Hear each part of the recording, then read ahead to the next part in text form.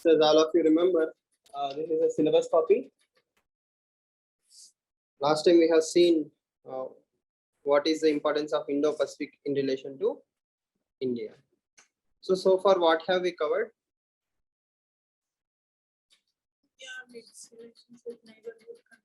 India and its relations with neighborhood countries. Okay.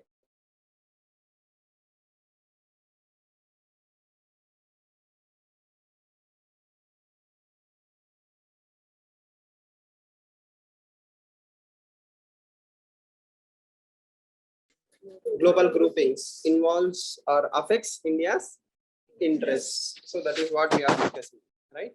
So one of the most important pillar that we have discussed is Indo-Pacific. So if you understand the framework, that is Indo-Pacific as a whole, whatever comes is within Indo-Pacific. For example, Quad. Yes. So now Vaishnavi will tell us the importance of Quad. What is the importance of Quad?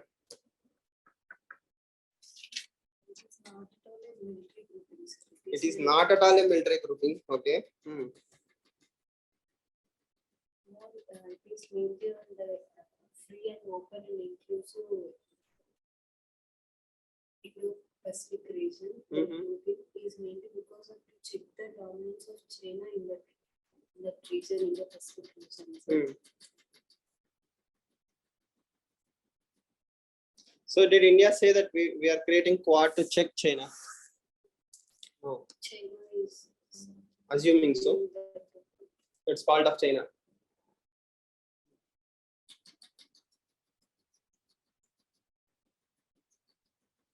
Yes. At least how many of you know ABCD of Quad? I don't expect answers, but at least you should know the basics, right? How many nations are there in Quad? 4. Only 4? Sure. No guest members, no honorary members, no? Nothing? Okay. What about PGIA? Developing country. Infrastructure development in the developing countries. That fund is contributed by the Western countries. Okay. Are Quad and PGIA related in any way?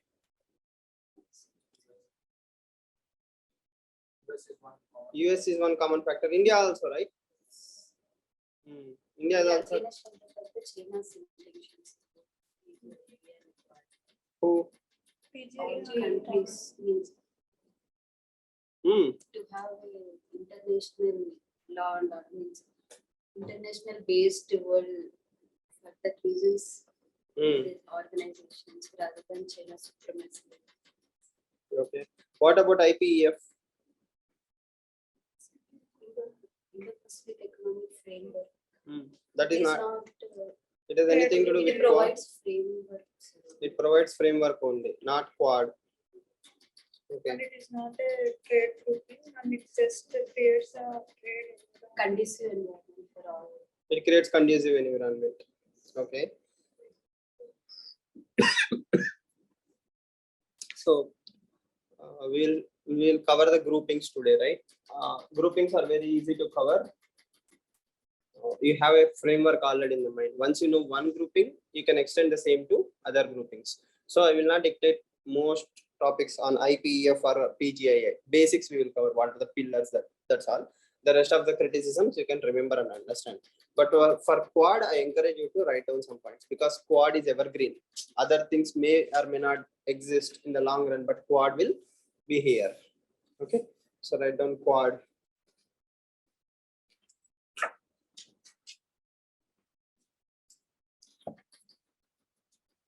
It is also known as QSD. Capital Q, capital S, capital D. QSD. What does it mean? Q is for quadrilateral. Security dialogue. D is for dialogue. QSD. D for dog. QSD. Yes. So QSD is quadrilateral security dialogue. Put a box around security. All of you know boxing, right? Already heard it security. Yes. That is new format of highlighting in UPSC. People nowadays, instead of underlining, they will box it. a box around security, quadrilateral security dialogue. So be very clear, it's a security dialogue. So recently UPSC asked a question. UPSC asked a question saying, Quad is moving away from a trade block to a security grouping. Question number 3 in 2020. Quadrilateral security dialogue, that is official name, right? QSD. Yes, Quad is transforming itself into a trade block from the military alliance in present times. I will tell you the importance of understanding the context of the question. Normally, when we say Quad, what is our official statement? Quad is a security dialogue. Okay, it is not a military grouping, it's a security dialogue. It is not definitely a trade grouping. Okay, so UPSC is asking, Quad is moving away from security to trade, not the other way around. Most groups will become trade groups into security groupings, whereas Quad is moving away from security to trade. You need to understand it very nicely. Okay, so is Quad a trade block? What are the other trade blocks that we have discussed so far? RCEP, TPP, ASEAN, all these are trade blocks. Okay, so is Quad one more trade block? What is the purpose of Quad? You remember all the things here last class, right? IPEF is one reason, ACOS is one reason, I2U2 is one reason. There are so many groupings, so many purposes. What is the Quad's purpose? What is Quad doing? Quad is neither trade nor security. There is a idiom in Hindi, right? Dobi ka kutta nagar ka nagatka. That means it is neither here nor here. Then what is becoming of Quad? That is the question. So today we'll try to answer that. Next. It is a informal grouping. It is an informal grouping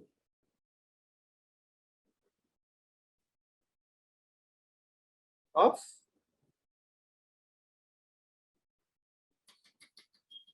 India, US, Japan, and Australia.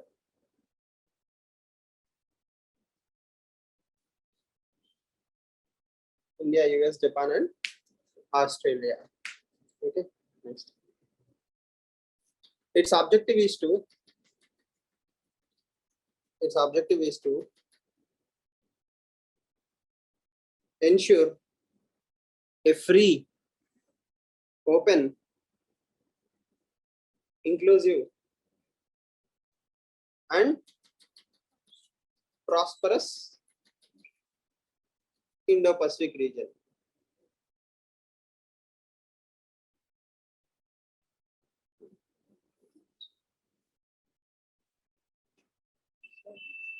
Right? So as I said, the genesis of Quad lies in 2004 tsunami. The unfortunate event of tsunami in 2004 led to the genesis or creation of Quad. So in 2004 tsunami, as all of you know, most of the Southeast Asian countries were severely hit. More than 2.5 lakh people were killed overnight because of the tsunami and its aftermath. Then armies of different countries came together to help each other. That is called as humanitarian assistance. Okay.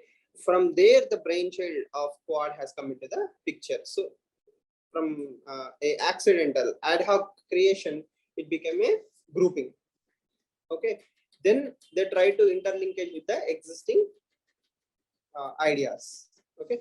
So sometimes accidental things will create important groupings. Okay. Just around 2005, 2008, if you observe, Bush government was also interested in forming what? A good deal with India. I told you the chronology, right? In 1998, India done a nuclear reactor test. Okay. India was sanctioned, India was punished. 1998 to 2000, India was punished more or less. By 2001, the game changed because of 9/11 attacks. Okay. Then America's focus have shifted in Asian countries. Okay. So slowly, America was trying to make friendship with India and other nations. And it was also keeping an eye on China. Okay. They finally started noticing that China is rising. So they planted seeds. Slowly, they started something called as Quad. Okay. Next. Importance.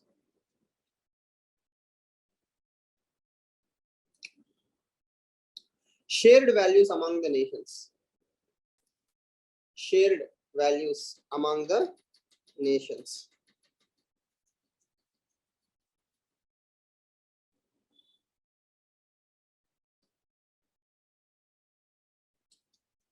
Shared values among the nations. So what is shared value? What are the common values that these four countries share? Who? India, US, Japan, and Australia.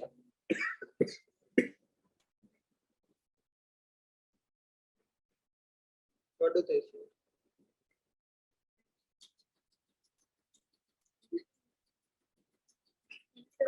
Military and navy, they share. I don't think we are that close with all these things. Cooperation is different from sharing. One of the common factors is all of them are democracies. Yes or no? See, first of all, you have to look at the enemy. What does China not have? What does China have? One party rule. China follows communist policies. So opposite to communism is democracy. At least that is what West wanted us to think. See, are all ideologies. Ideologies do not have opposites. They just differ. Okay. So democracies, political democracy. That is a very common point. Political democracy is an important thing. Okay. Next, pluralistic societies. All four have pluralistic societies.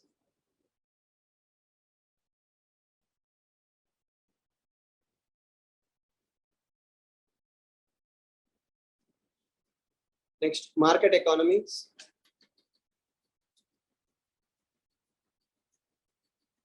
Market economies, all of them are open markets. Anybody can do trade with anyone. So the very first name, free and open Indo-Pacific, is justified. They also encourage pluralistic ideology. And the last and most important point is strategic autonomy of each nation. Strategic autonomy. That means every nation is free to do whatever it chooses to do. Okay. Next. Rule-based multipolar world. Rule, same continuation of the same. Rule-based multipolar world.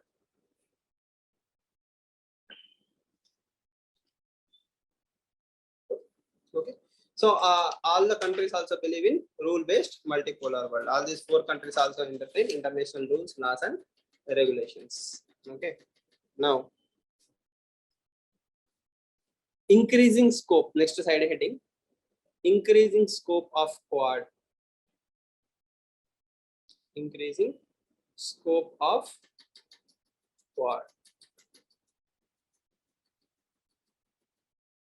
Okay.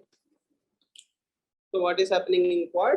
The scope is improving. So from 2004 all the way till 2022, Quad had multiple dialogues, multiple arrangements. The geopolitics are also changing. In 2004, China was not this dominant power. In 2022, China is very dominant. So according to changing needs, Quad is also changing. So right now, what Quad is trying to do is discuss on huge range of areas which will project Quad as a global good doer or global good. Okay. So what Quad is trying to do is increase its scope so much that it is hard to define what exactly is the purpose of Quad. Okay. One of the major criticisms of Quad by China is it is called as Asian NATO. Asian NATO. So that means, as you know, if any one nation in the group is attacked, it is considered as all the other countries are also attacked. That is how NATO works. So if Quad, one of the members, like let's say Japan is attacked by China, then also USA, India, and Australia will also be dragged into the war. Okay. We of course reject the criticism. Yes or no? When we can reject food reports, why will we reject China's acquisitions? Yes or no? So Indian government clearly says, or all the government clearly says, we are not an anti-China grouping. We are for free, open, and transparent Indo-Pacific region. We want Indo-Pacific to flourish. If China is following rules, we don't have a problem. That is what the stand of the Quad is. Okay. So write down. It is pivotal. It is pivotal to counter China's influence,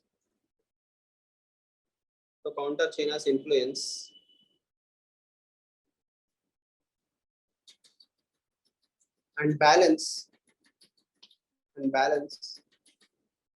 BRI in Indo-Pacific region.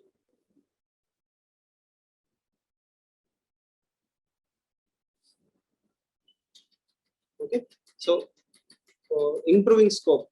So we are not directly saying that we want to target China, but that is unofficially accepted that Quad is a anti-China grouping. But along with that, we can do a lot of good, right? Though the purpose is to limit China, while doing that, we can increase our good things. Okay, next, it promotes free and open Indo-Pacific region. Free and open Indo-Pacific region. ASEAN trade.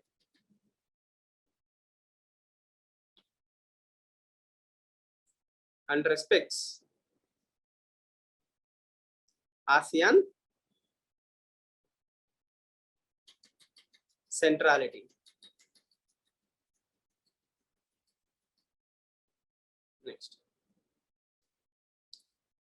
Clear, right? Self-explanatory, no need to explain that Indo-Pacific region, within Indo-Pacific region, Quad is ASEAN is an important partner and we respect ASEAN centrality. So that is common understanding of Quad. Okay. Next, it promotes alternative supply chains and supply chain resilience initiatives.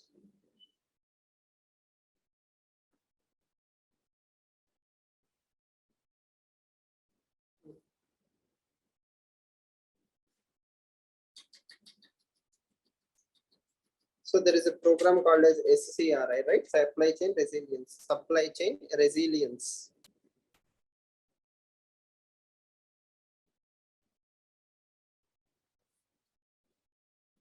Supply chain resilience. I hope all of you remember what is supply chain resilience. No? Yes or no?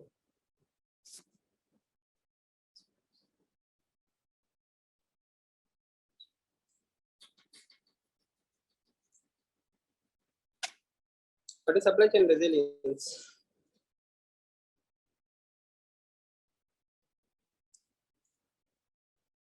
Alternative supply chains. This much you understand, right? What is alternative supply chain?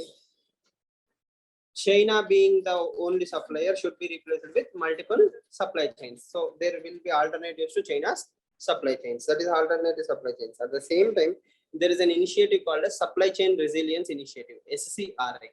India, Australia, and Japan are the major players in creating supply chain resilience. Okay. If you add IPEF also have promotion of alternative supply chains. So now everybody's keyword is supply chains, their alternatives, and resilience. Resilience means your ability to withstand immunity or ability to withstand difficult situations. So if you are resilient, you will withstand a situation. So supply chains should be resilient. Resilient from what? Man-made and natural factors. For example, COVID pandemic, okay, wars or natural disasters. So your supply chains should not be affected. So all this is also part of supply chain resilience. Okay. So India, Australia, and Japan have created something called as SCRI, Supply Chain Resilience Initiative. Okay. So Quad is promoting this supply chain concept very nicely. So you can understand supply, underline supply chains. Supply chains is an important keyword. Okay. Next point. HADR caps. HADR. What is HADR? Ever heard? Humanitarian assistance and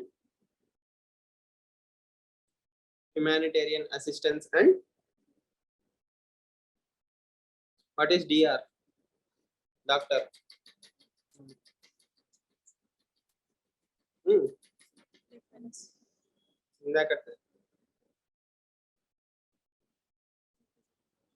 Disaster relief, humanitarian assistance and disaster relief,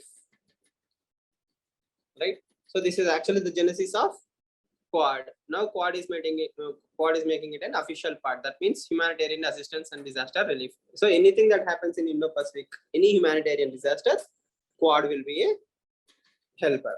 Okay, next. Working on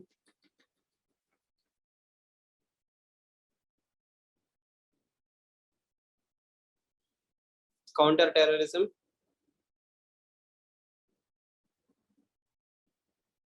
cyber security,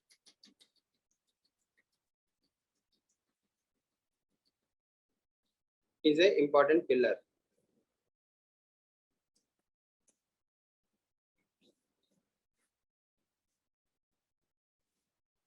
Yes, Quad is also working on what?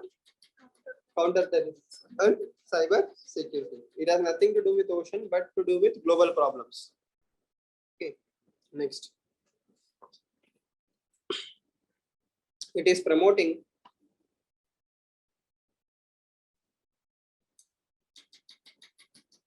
connectivity and infrastructure projects.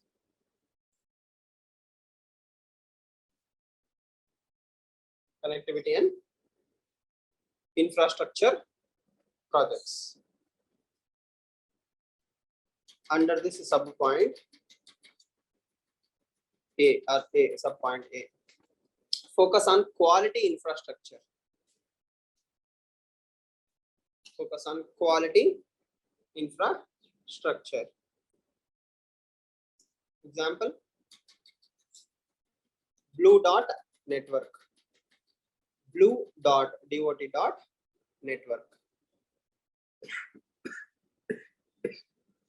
Ever heard about Blue Dot Network? You can underline or box the Blue Dot BLUE Blue DOT dot network. So as you slowly see from the first point, the very first point is China. Then slowly we move towards global problems like climate change, counter-terrorism, cyber-terrorism. Then we are also entering into infrastructure. So in the first point itself, we have BRI. So we need to counter BRI in a fashion. So what the Western countries have done is they create a platform called as Blue Dot Network. The world will have two kinds of problems. One is climate change. Yes or no? And natural disasters that come because of climate change. Okay, tsunamis, floods, droughts, whatever it is, increase in temperature. So if you create a building from now, it should withstand 50 years from now. Yes or no? Such kind of building should be constructed. As a famous quote goes, earthquakes do not kill people, bad buildings do. Yes or no? Earthquakes do not kill people, bad buildings do. So in the same way, if you are traveling in a metro, let's say in Hyderabad, there is an earthquake. If the Richter scale is around 6 or 7, nothing should happen to you. Why? The infrastructure should be so strong that it should at least withstand 6 or 7 Richter scale. 9, nobody can do anything, but at least 6 or 7 is humanly possible to control. But if you are constructing in such a way that it cannot withstand, then it's your fault. Okay, so this is called as resilient infrastructure. So Blue Dot Network promotes quality infrastructure. Write down. It is a mechanism, Blue Dot Network. It is a mechanism to certify infrastructure projects. To certify infrastructure projects to meet international quality standards.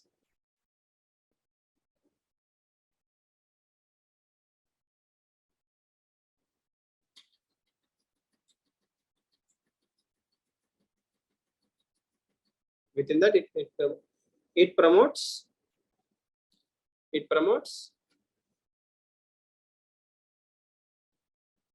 principles of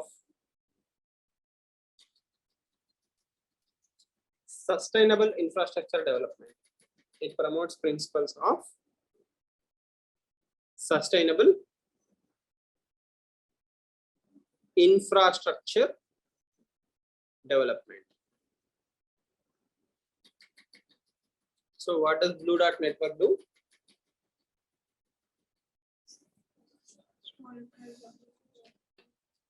Why should we focus on quality? To withstand what? Natural disasters. Okay. Or future proofing it, technically speaking. Did we discuss a similar concept earlier?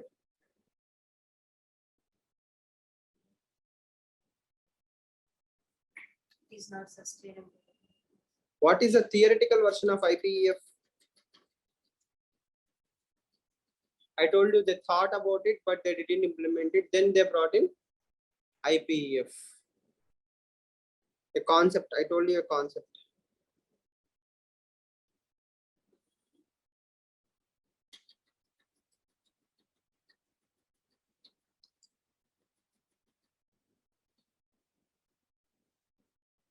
What is the concept?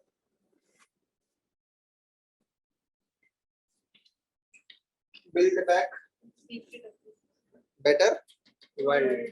Build back better world is nothing but sustainable infrastructural development, right? Yes or no? B3W. Build back better is a concept.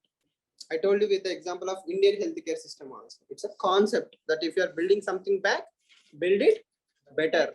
When applied to PGIA, they called it as B3W. So the concept is build back better. It can apply to your own life. Yes or no? Build back better applies to everyone. It's a philosophy. When it is modified by the West, it is B3W. Okay, B3W is for infrastructure for the world. Okay, but it was only in theory. Then it was brought into practice as PGIA. So if PGIA is the movie, the story, the screenplay is B3W. Okay. Yes. So I hope you'll remember B3W because you will link the same concept to something called as CDRI. See, at least put all these things on your book. One day it will make sense, right? What is CDRI?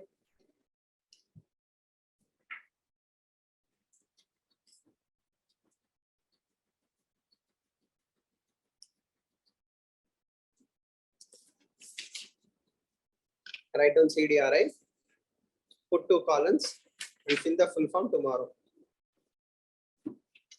It is an Indian initiative.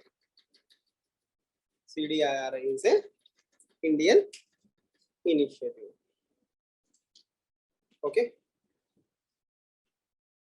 CDRI has nothing to do with Quad, but what I'm trying to tell you is USA have IPEF. Okay. India have CDRI. Quad also promotes disaster resilience. Then you have Blue Dot Network. Everybody has same concept, that is to build infrastructure which will withstand future climate and disaster. Climate and disaster resilient in infrastructure. Okay, that is the ultimate concept. Initiative is the name, but the concept is climate and disaster resilience should be there. For what? For all infrastructure that is being constructed from now onwards. Okay, next point.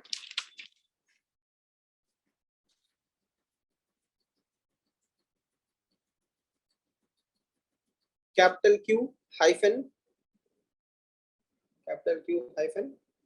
champ, CHAMP in caps, CHAMP in caps, Q champ, box Q champ.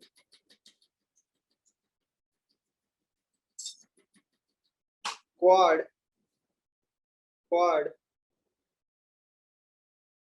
climate change,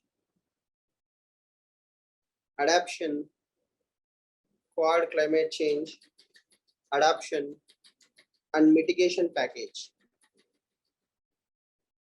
Quad climate change, adaptation and mitigation package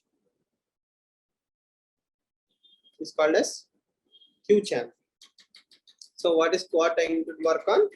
Combating climate change. Okay, so adapting is one thing and mitigation is one thing. Adaptation is for existing things. That means change has already taken place. We are adapting to that.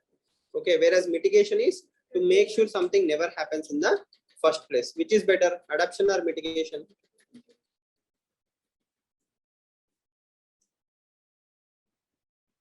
Why?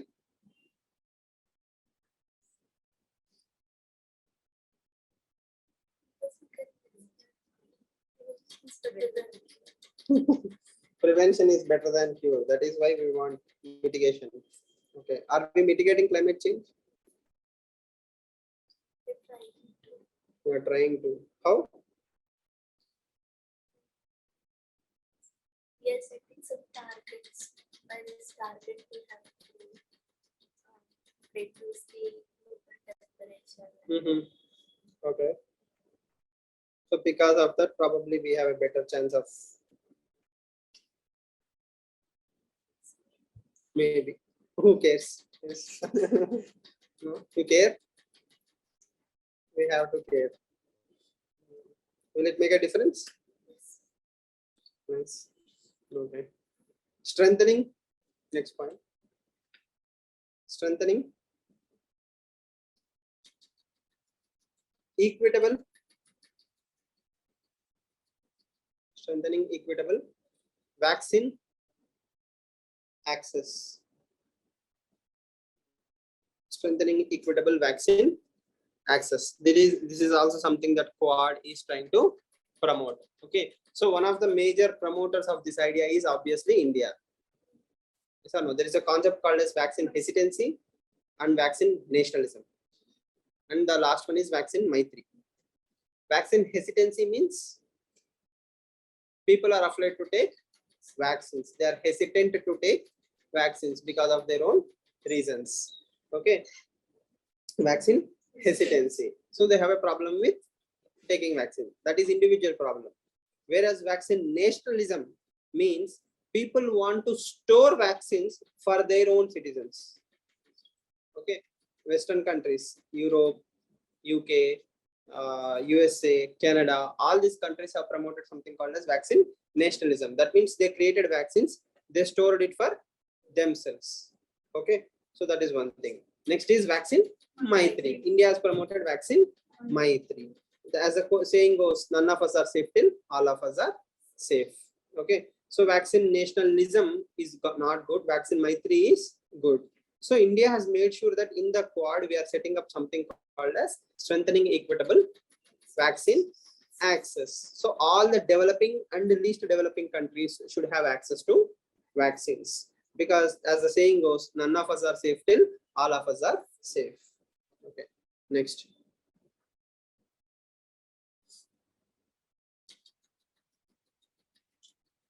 In caps, IPMDA.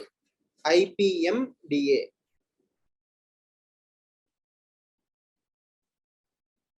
Indo-Pacific Partnership for Indo-Pacific Partnership for Maritime Domain Awareness.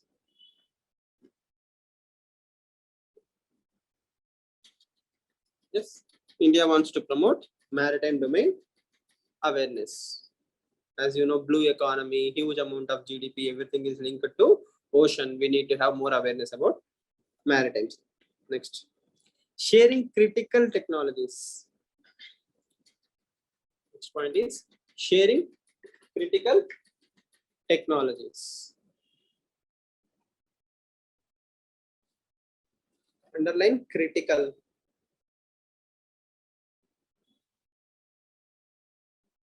What are critical technologies? Artificial intelligence. Okay. Silicon technology. Okay. IoT is critical technology. Okay. What are emerging technologies?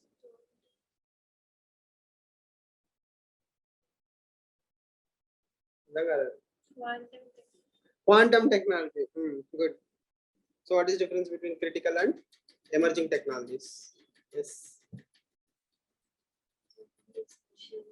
Which are very essential. Essential is critical. Important technologies. Okay.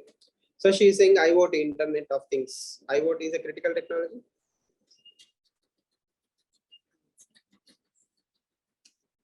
No. Then tell me what are critical technologies.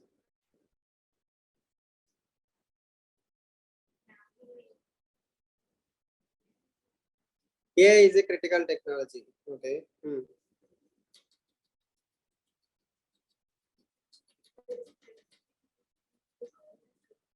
If there is a threat in future, we will call it as critical technology.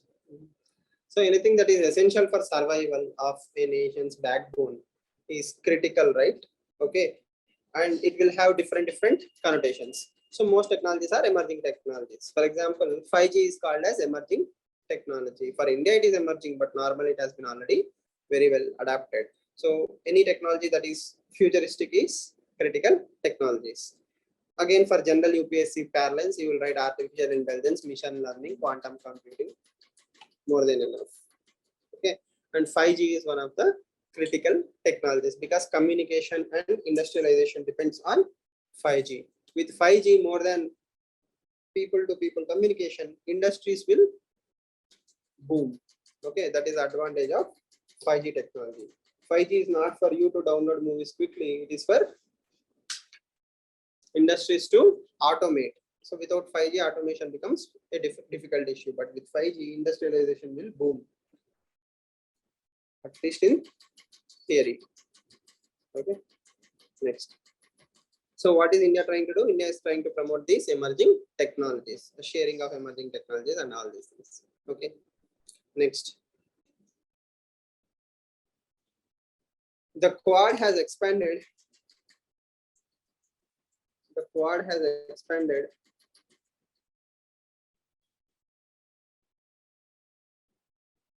the outreach by including countries like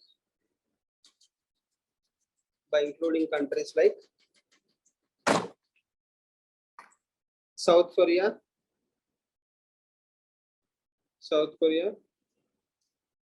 Vietnam, and New Zealand.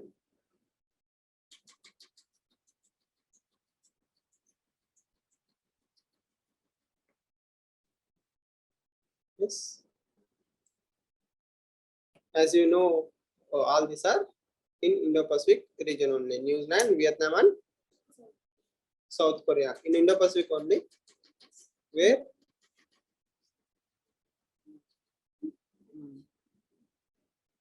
Vietnam.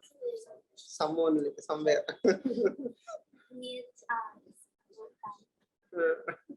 Vietnam must be there in ASEAN countries. ASEAN only. Is it a neighbor of India? Vietnam is not a neighbor of India.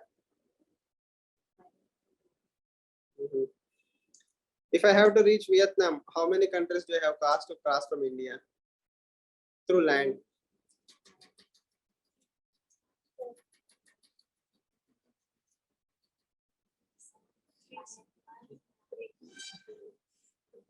Now tell me. 2 countries? 3. Let's check. Why? I cannot directly enter into Myanmar. Northeast also have connected with Myanmar, right? Myanmar and Laos. If I directly enter Myanmar and Laos, can't I enter Vietnam? Why do I have to go through Bangladesh? Northeast is also India. No? So then? From Northeast, Myanmar, Laos, and Vietnam. These are exactly prelims questions that will be asked. Okay, we will prepare a lot of things. Then they will simply ask how many states do we have to cross in India. That's it. Bouncer. Okay. Next. During COVID pandemic.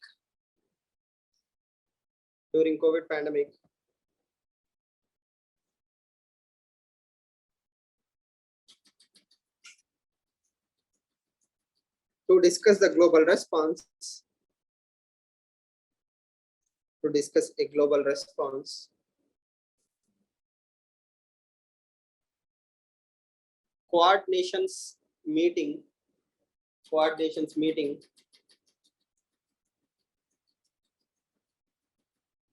also invited Israel, Israel, South Korea, and Brazil.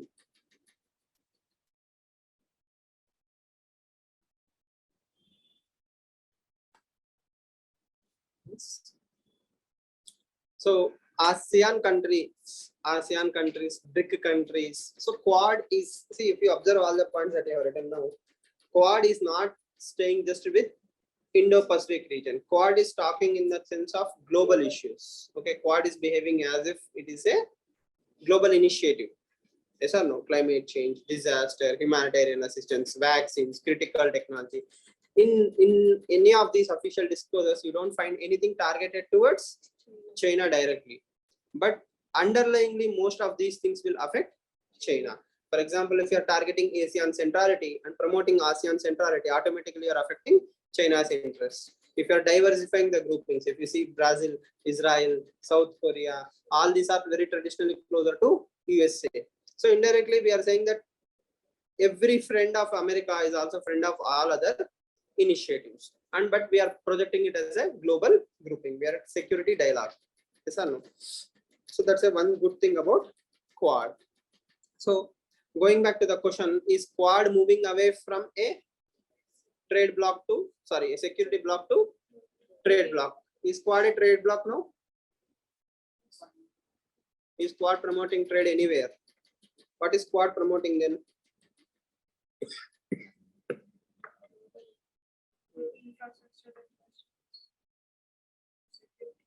Infrastructure. So none of these things are trade, right? Any of these things are trade? Is supply chain resilience a trade promotion? No? Okay, write down issues. After issues, you might understand better. Issues with Quad.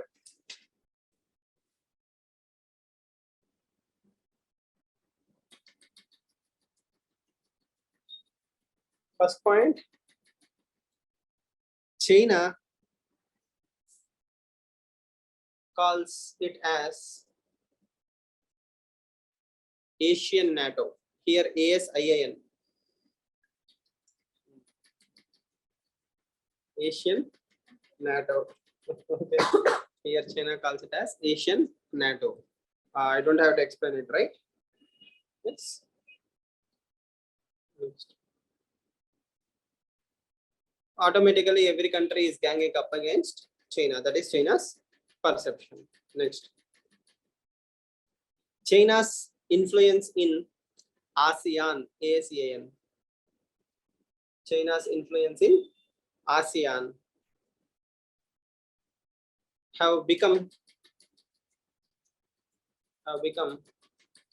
better with creation of what? RCEP. With RCEP's creation, who became closer? China and ASEAN countries have become closer. What is Quad trying to promote? ASEAN centrality. We want to capture ASEAN, but normally ASEAN and China are getting even closer. So we want to take away ASEAN from China's influence. But with RCEP, it has become more difficult. So Quad may not be able to succeed with underlying plans. Next. India's balancing act. India's balancing act between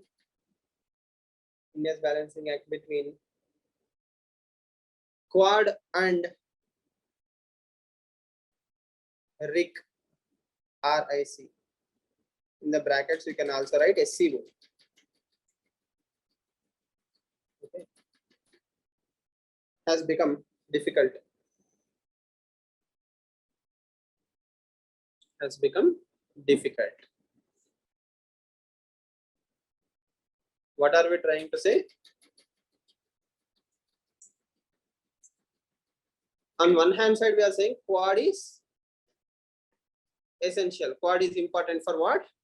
India balancing its relations with USA and Japan. At the same time, India is also having a different grouping, that is SCO or RIG grouping, where Russia and China are there. So Russia and China are one batch, Japan and USA are one batch. India has to be friends with both the batches. At the same time, you are stabbing someone and saying smiling.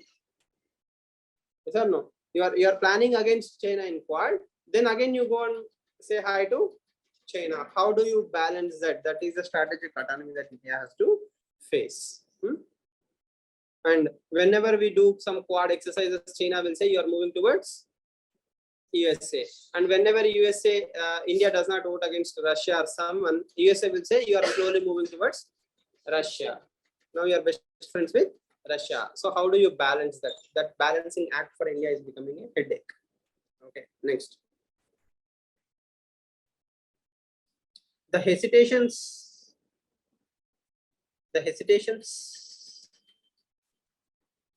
among its own members,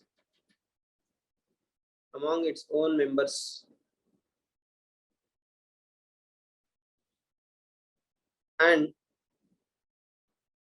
lack of vision. Okay, as I said, until Galwan, India was also not totally happy to offend China. We were not totally happy to invite Australia to Malabar exercises or other exercises. If there is a naval exercise happening, we are not inviting Australia. Australia itself was hesitant to participate in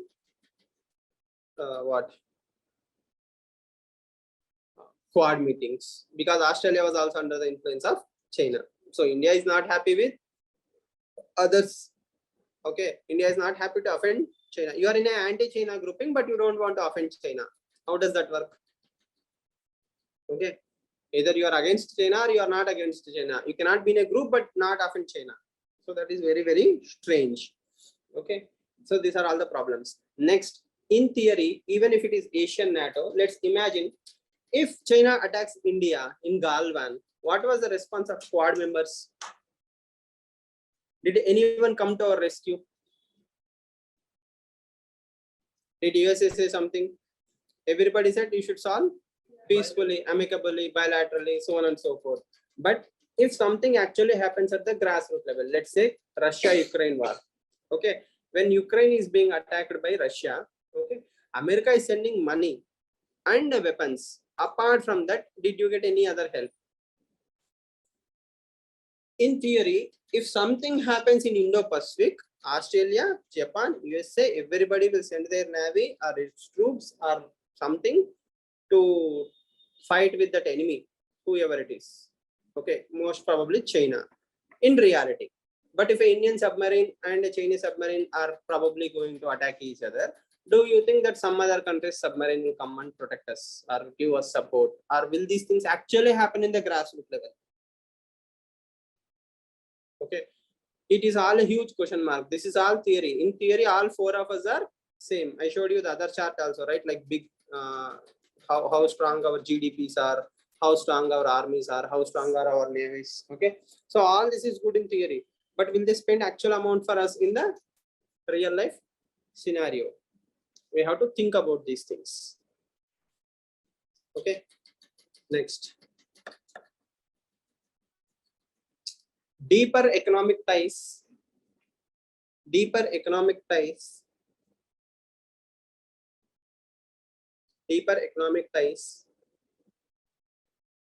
of all members with China. Of all members with China.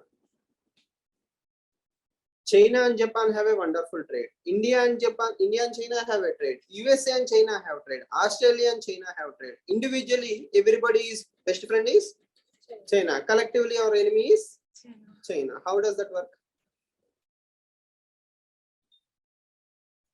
Yes or no? I hope you understand, right? That means at present, as of now in 2022, every country, including US, is very deeply integrated in trade with China.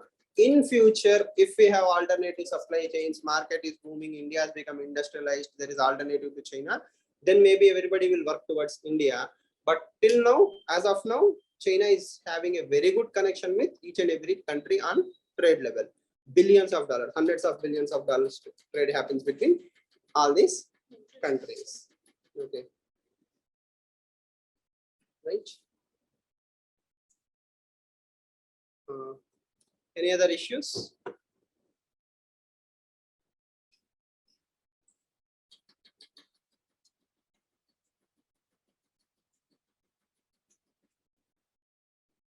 Last point. Varied interests, VARIAD, varied interests and perspectives, varied interests and perspectives about Indo-Pacific region. Indo-Pacific region.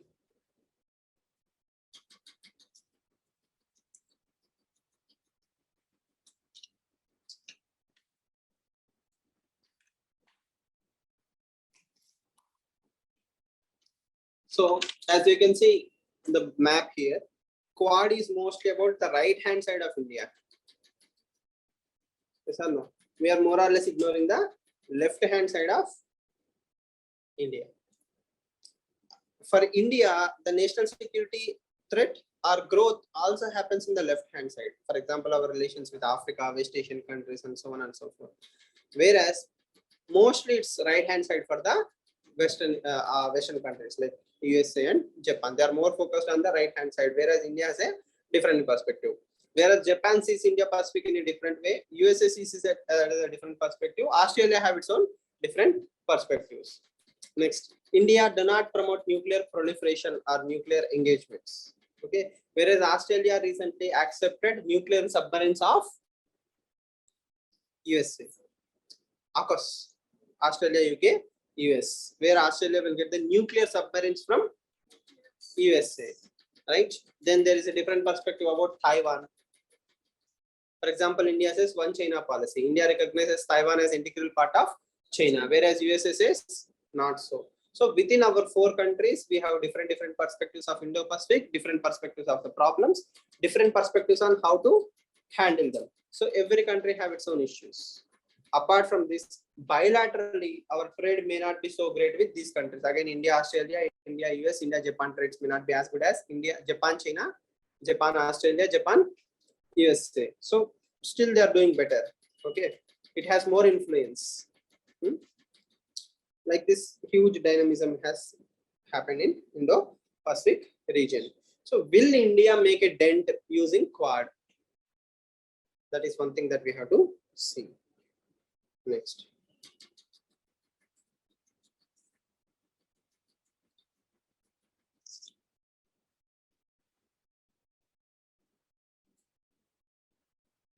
So these are the major issues of Quad, right?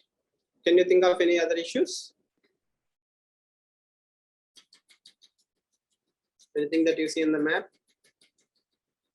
So Quad is not a trade grouping only for India's interest. Quad is for global good. Quad is trying to promote huge range of issues. It is not addressing only one country or targeting one country. It is creating everything. But there are other complementaries to Quad. What are the other complements to Quad? AUKUS, IPEF,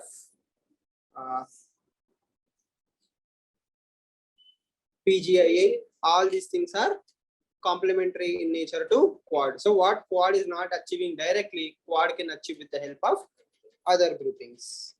Okay, but indirectly what Quad is doing is it is setting the ground level.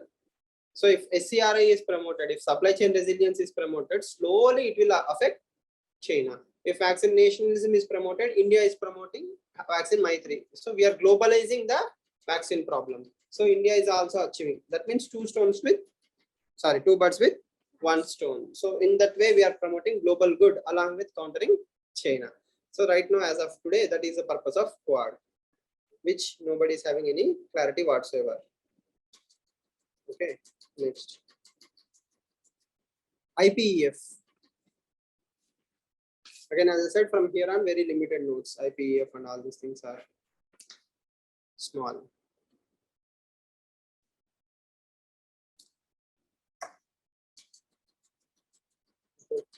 It is not a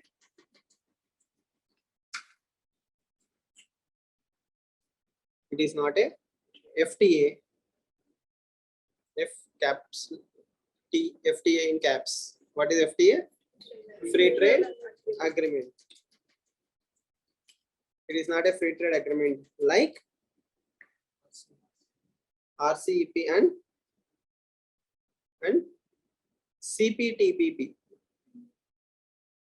CPTPP. What is CPTPP full form?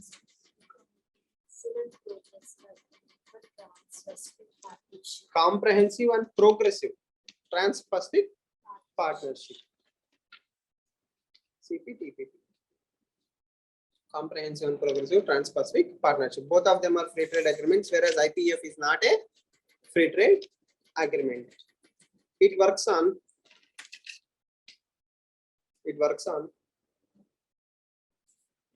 4 pillars.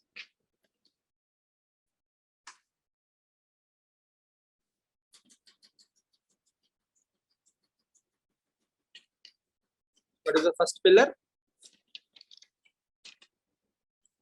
Trade.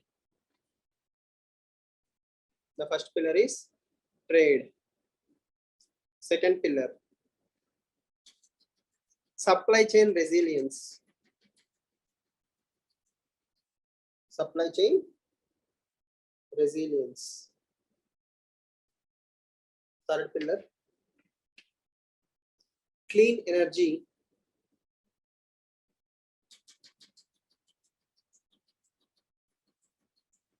Clean energy and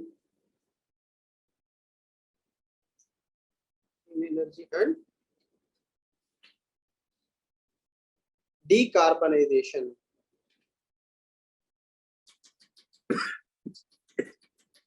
Clean energy and decarbonization.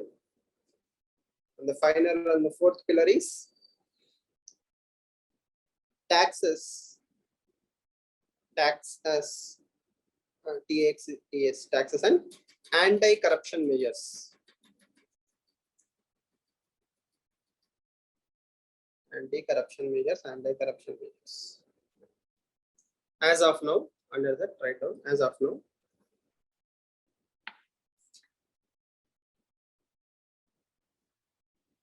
The members are not obligated.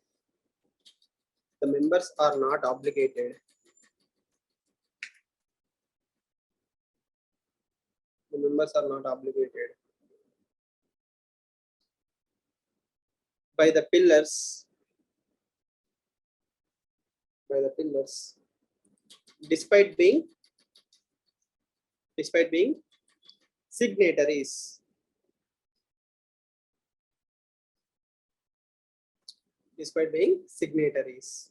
One problem or one advantage you have to remember here is there is a difference between signatory and ratification. Ratification means passing a bill in your parliament. Okay, ratification. If you ratify something, that means you have passed a domestic bill in honoring the agreement. That is ratification. Signatory means you have just signed a agreement. International agreement I have signed. Okay, signatory. Signatory is not a compulsory thing. Okay, signatory means you may or may not implement that. You may break it also. If you promise a UN convention saying children in India will be protected, you ratified a bill. That means children in India have to be protected, or you are, doing a mistake by international standards. Whereas if you are signatory, you may or may not protect children. So ratification is more important than signatories. Okay. Sometimes some agreements are voluntary in nature. Okay. Sometimes signatory is binding. These are not universal. These things keep changing, right? Sometimes it's voluntary. For example, Paris Agreement. All these things are voluntary in nature. If I say by 2070 I will go for net zero emissions, it's my voluntary choice. No law will punish me if I don't meet that target. Okay. And some private agreements will be there. They will be signatory is equal to ratification. That means by signing that agreement, you are saying that I will respect these laws. and you have to make domestic changes accordingly. So these are the different things you have to know: signatory, ratification, and voluntary. And most UN conventions and agreements are ratified, have to be ratified, most of them. Okay, and sometimes we have them as our fundamental rights. For example, human rights conventions, India did not sign, let's say, human rights conventions or child. Why? And Article 21, it is by default covered. We don't have to again separately pass a bill saying children in India are protected, because right to life is given to all children in India. So sometimes India may not accept external agreements. So here, if you see the 2022 last question.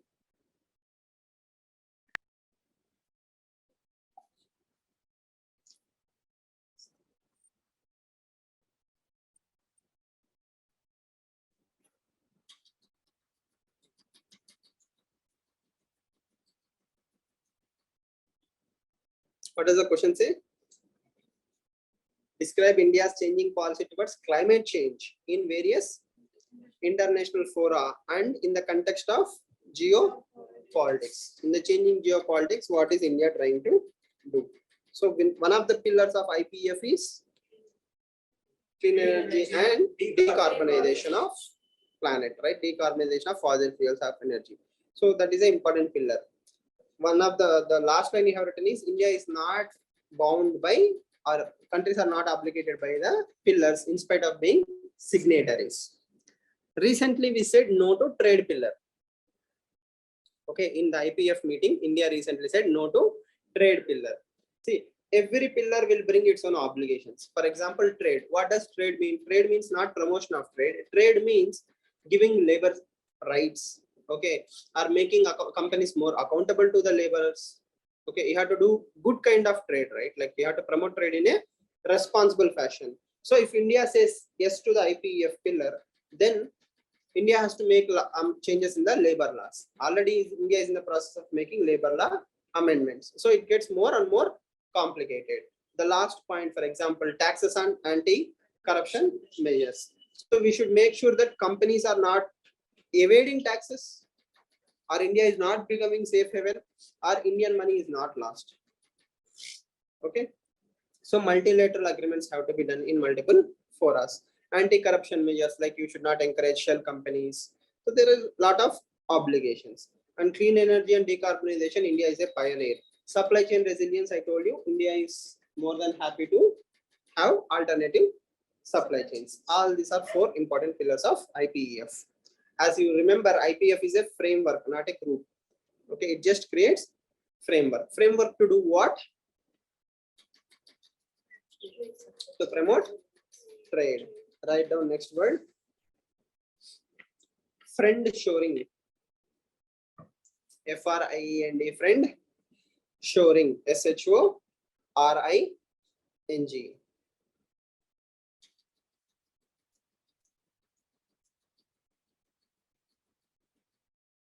It is about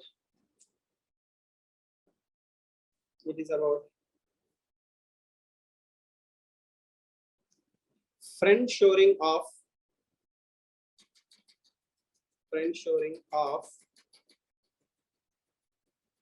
supply chains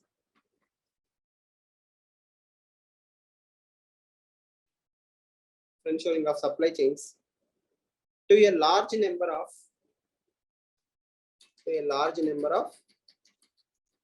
trusted countries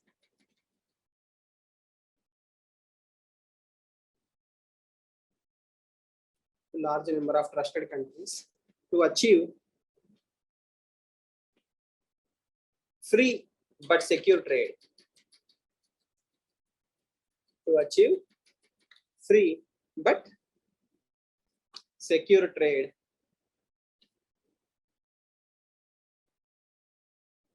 and extend market access.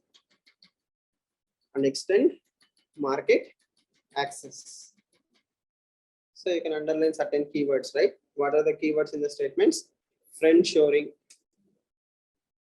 supply chains, trusted countries, Free but free and secure trade, free but secure trade, and extend market access. So what is IPF trying to do? IPF wants to extend the overall market in Indo-Pacific region. Specifically, it is a message to ASEAN countries. Okay, and trusted countries. Who are the trusted countries? Anybody but China. Friend shoring, as I said, India, Australia, Japan, anybody, you trade with any country. So if you imagine a big U shape, beside the ASEAN there is a U shape, right? So ASEAN can do trade with rest of the countries happily. You will do trades freely, securely, and you will also have more market access, and China will lose. So I'm happy. So overall, that is the context of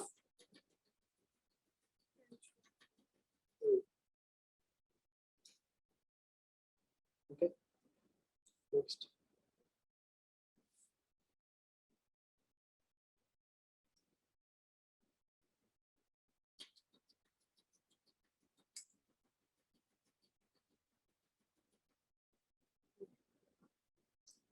It complements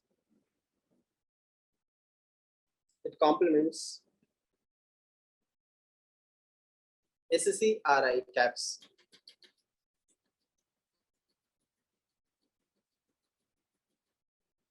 Right?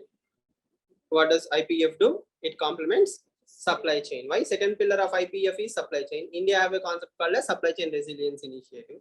Everybody is supply chain. That is a new mantra. I told you, right? Next point. It furthers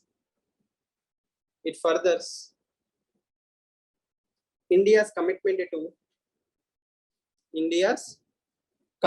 to Indo-Pacific goals.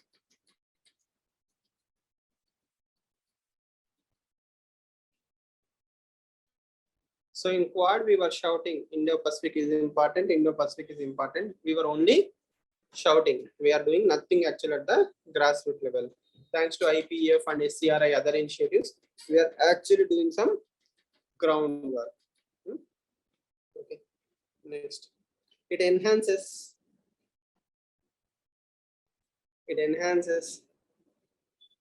India's economic engagement.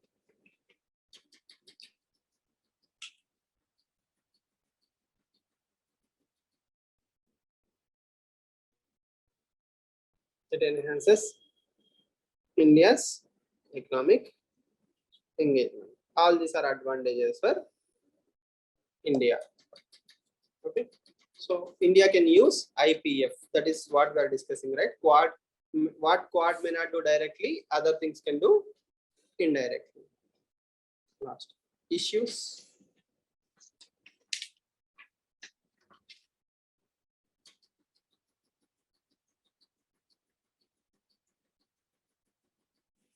It takes huge investments.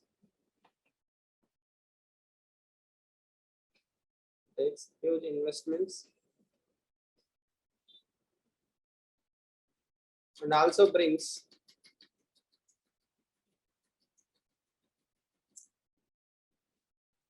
credibility issues.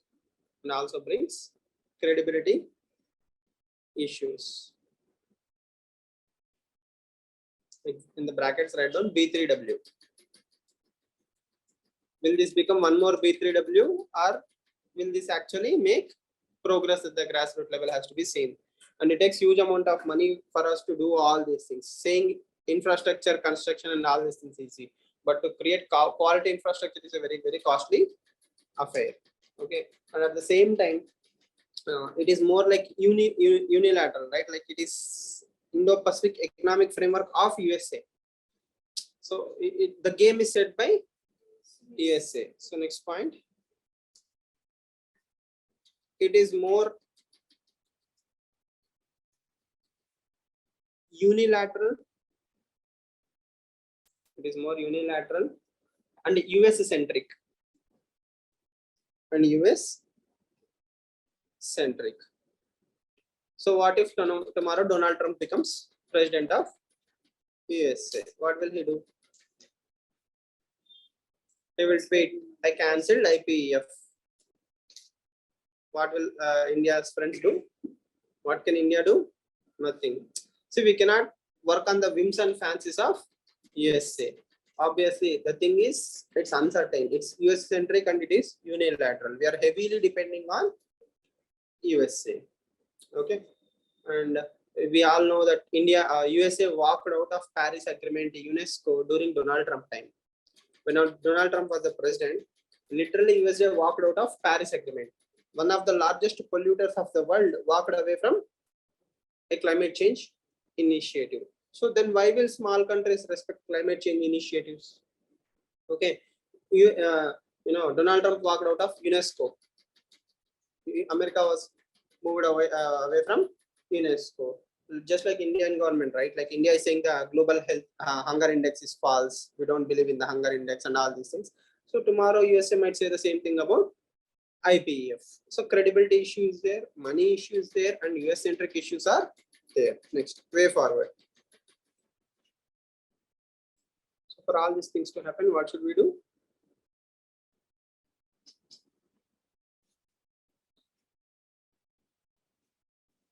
Work on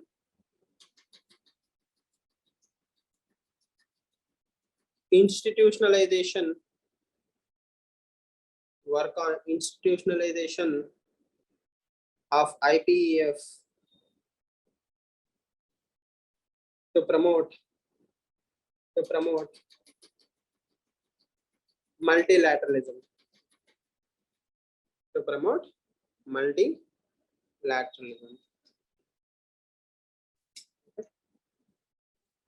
See, there is one small thing that I'm not discussing here. Example, trade issues with other countries. It actually falls in the realm of economy. If I start discussing that, it will take a huge amount of time only to explain those things. But simply remember this. E-commerce is an issue between India and developing countries. E-commerce. What is e-commerce? Flipkart, Amazon, all this, whatever you purchase goods and services online is e-commerce more or less. Okay. American companies do a lot of business in India. They want less and less amount of taxes. Their services should not be taxed in India. Okay. And apart from this, there is a recent multilateral agreement where the global corporate taxes will be standardized. Everybody will be taxed at 15%, something. And because we are globalizing the tax, that means all the countries will tax at the same rates. India should stop taxing the companies at its own taxes. Because there will be a global tax level, India should stop its domestic taxes. Like this, there are a lot of complications. It's too difficult to summarize all those things, but understand simply, West is saying a different set of laws should apply. India is saying we will continue with the same in relation to e-commerce. So we are not looking eye to eye with the West in e-commerce space. That is one problem. There is one more thing called as data localization. Okay, there is a concept called as data localization. That means Indian users' data should be stored within the India. That is data localization. The servers should be located within the country. But West is saying data localization is not good. West wants the data to travel all over the world. Okay, Indian data should also come to USA. They should be processed, so on and so forth. India is saying nothing doing, everything should be stored within India. It has to process within India.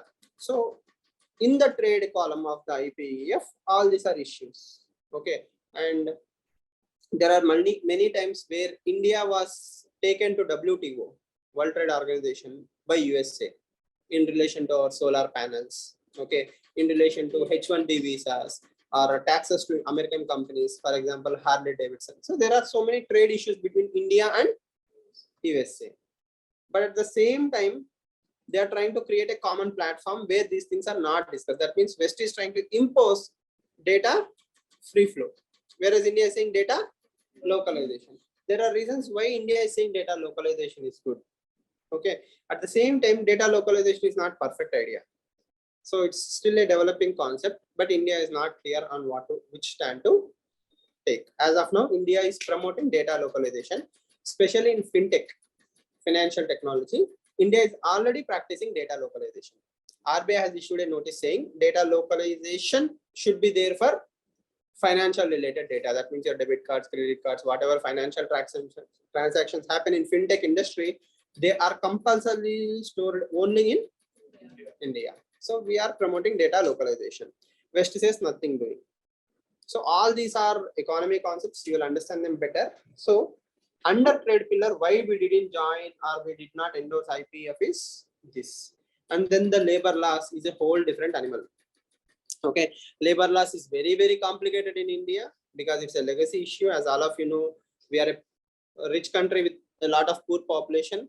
Laborers need to stand united to demand their rights. Already they feel they are exploited. They are not paid properly. There is standardization, there is contractualization, so many issues within the labor laws. It's a 3-hour class of its own. Okay, but the thing is, India is trying to better the labor laws. It's a still a work in progress. But if we commit it to international standards, it will become even problematic for India.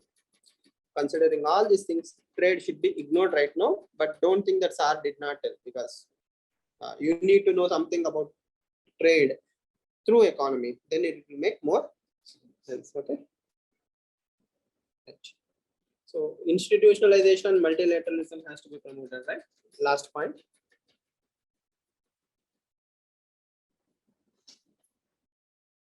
Common standards. Common standards should be developed. Common standards should be developed along with consensus on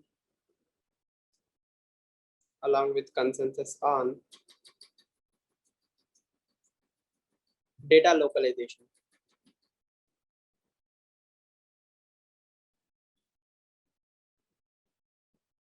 Along with consensus on data localization.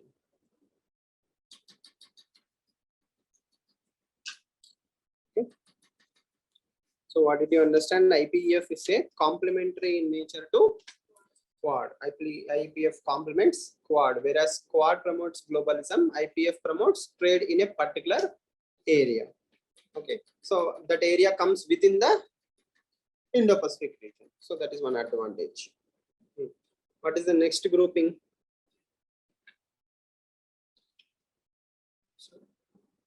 But all this, don't this indirectly promote the like institutional decay, global institutional decay, like WTO? Like it is already for dead. Instead of reviving it, I mean, we are promoting groupings. Okay, are we promoting groupings or are we working in the existing environment? See, what is the famous quote of Charles Darwin? One who adapts survives. Normally, what is the common wisdom?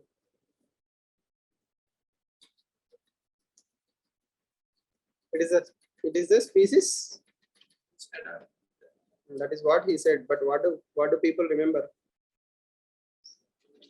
Survival of the fittest. Okay, but again, actually, that is not what Charles Darwin said, right? Charles Darwin said it is a species which adapts that survive. So, what is his question? His question is, when globalism is decaying, that means World Trade Organization, UN, all these global institutions are decaying. Okay, why are we not promoting the globalism? Why are we promoting these small groupings, or what we technically call as regionalism? Okay, these regional groupings are being promoted instead of global groupings. So why not go back to globalism? Okay, so anybody wants to answer this question before I say something? With your existing knowledge, whatever you read in the NCRTs.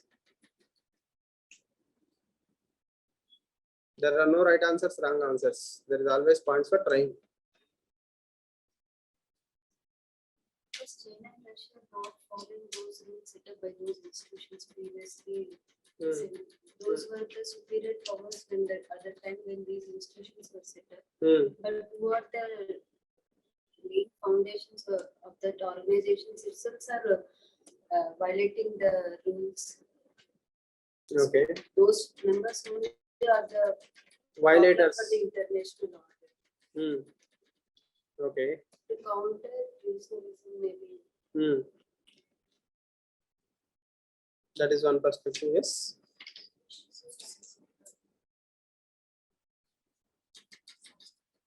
We should. I only heard half of it. I had till we should.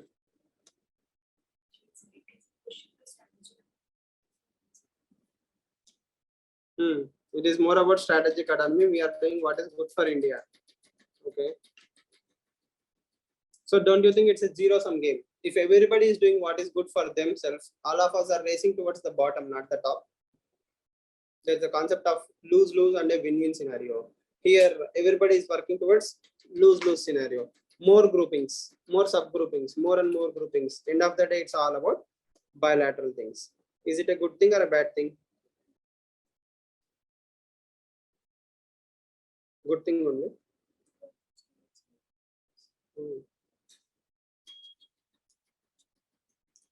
What is India right now doing? So simply think of this. Okay, UN, United Nations rules, World Trade Organization rules. Who framed those rules? Emerging countries at that time. Again, we might say they are global rules, but the rules are very clearly skewed towards developed nations, especially European countries.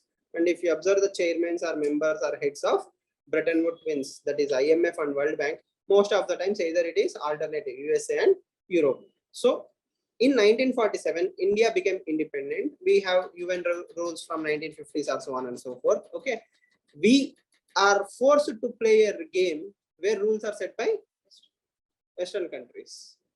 Okay, and in their favor. Okay, and more or less after 1991, it is very unilateral world, right? Like the rules were totally set by one country, and the rules are in favor of the country and its friends. It is heavily skewed.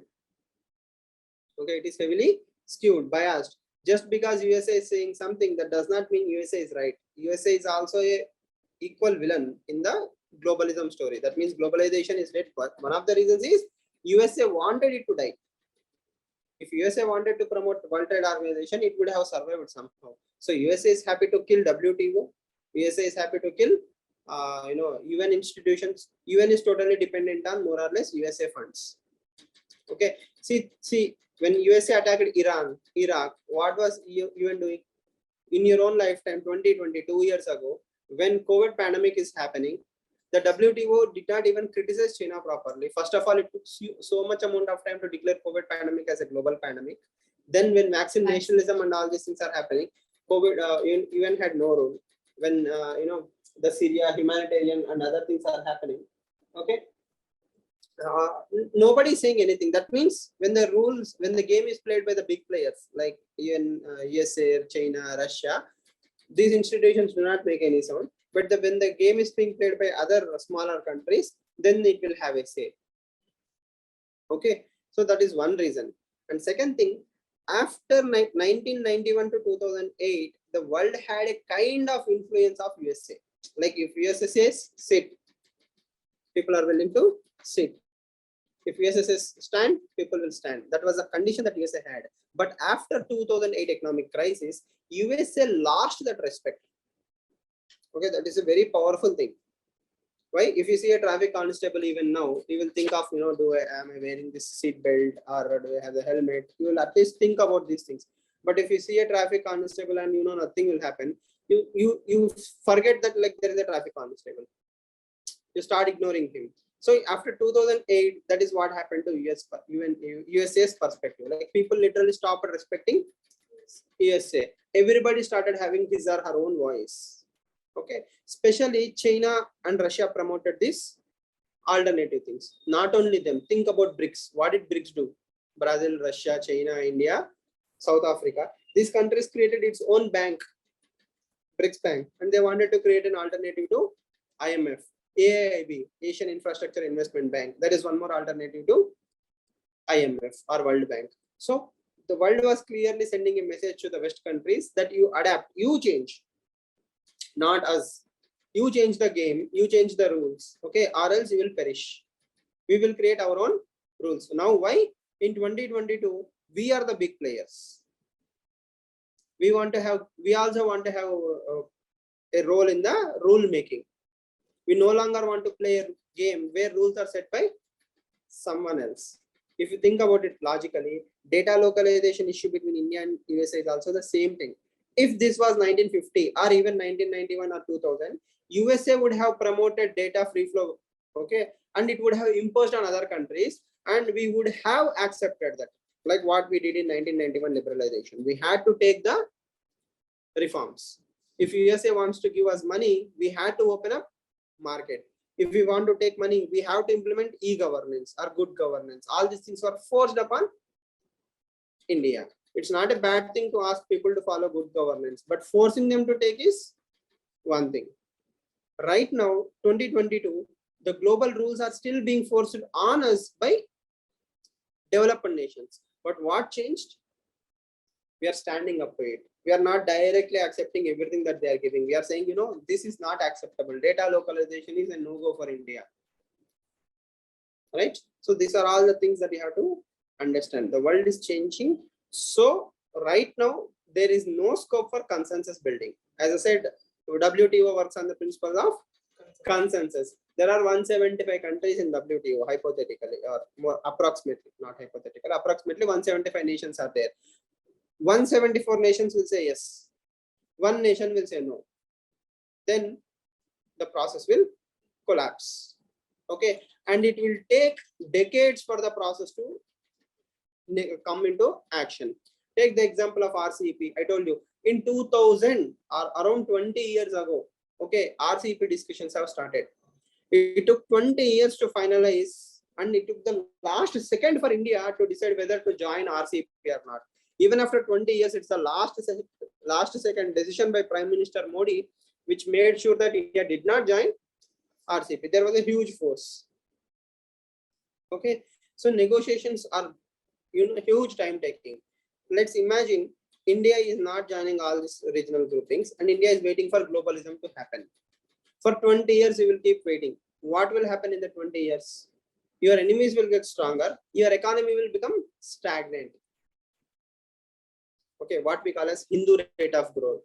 There used to be a criticism against India, right? Indian GDP never crosses 3 to 4%. It will always grow in 3 to 4%. That is called as Hindu rate of growth. Before 1991, we had this Hindu rate of growth.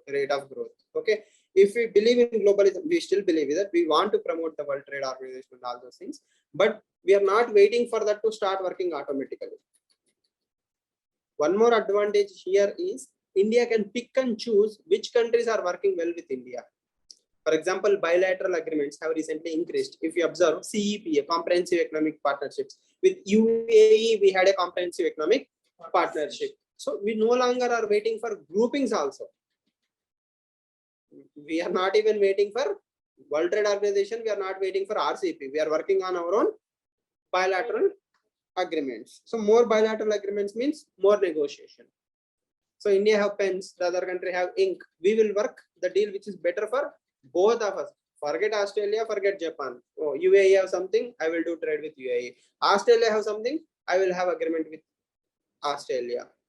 So India is making best of both worlds. India believes in globalism, India promotes regionalism, but India is practicing bilateral trades also. Wherever we get benefits, we are using it. Wherever we are not getting benefits, we are discarding it. But nowhere we are allowing the West to dictate the rules. Okay, these are the things that you have to remember. Second thing, climate change, disaster, space, trade. There are 5 or 6 areas where rules once set cannot go back. For example, think about it, net zero emissions. Who promoted this net zero emissions?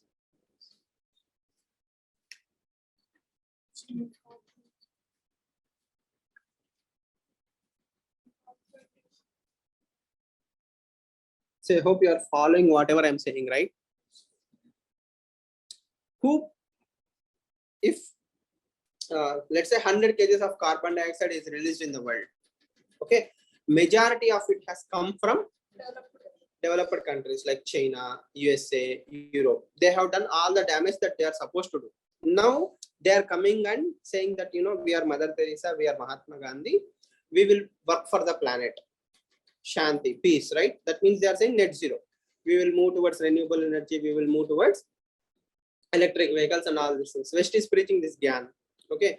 But there is also a concept called as common but differentiated responsibilities. That means you led or you created more pollution, you pay more price. I created less pollution, I will pay less price. To each his own capacity, right? For example, you promoted 60, 10, 10, 10, I am 5. Okay, so then you should pay 60, 10, 10, 10 in the same way for climate change also. But right now what you're asking is, all of you have combinedly created 90% of the pollution. The rest of the world created only 10% pollution. You are asking you and I have to pay equally. We all have to work equally. Why will I work equally? You created more pollution. You see, when I say you created more pollution, you did not just burn the papers, right?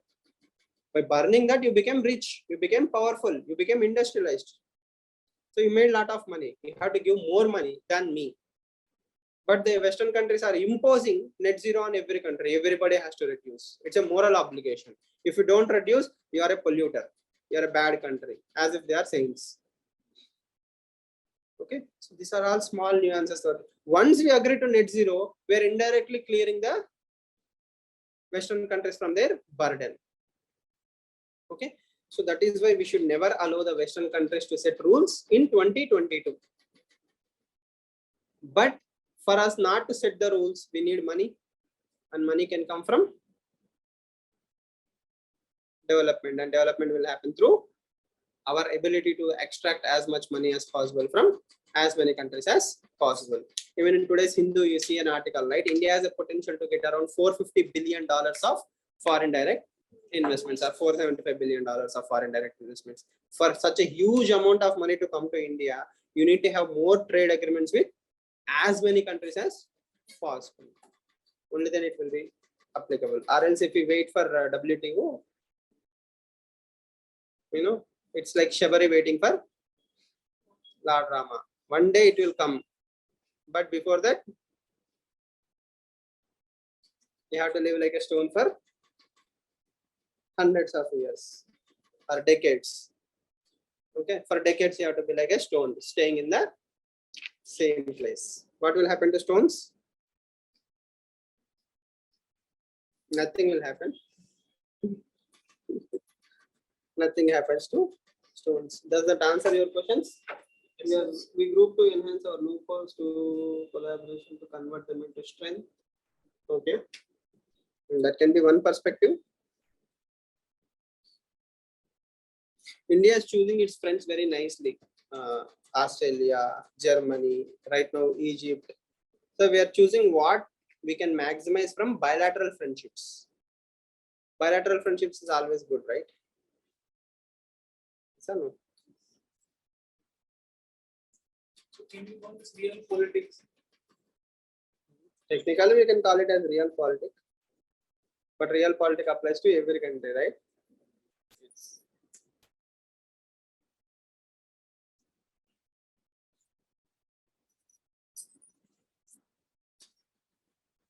Okay, so we'll take a 5 minutes break. I will come back.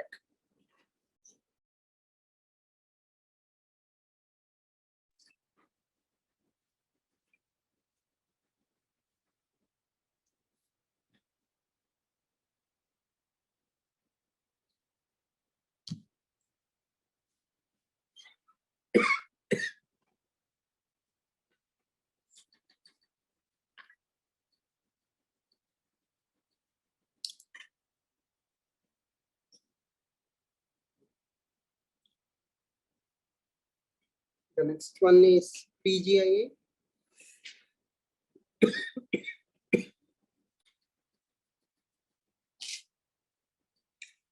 Again, as see, you have to understand, IR is a ever evolving topic. It is not finalized. Every day you see one or the other article in IR, but long run, what is happening is more important rather than immediately. You need to keep an eye on what is happening, but at the same time, summary is more important.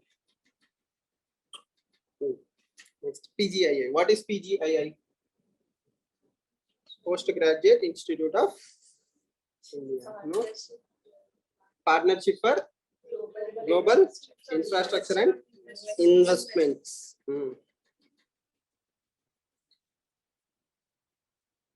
So, what is the official name of World Bank? She will tell us. You read NCRTs, no? No.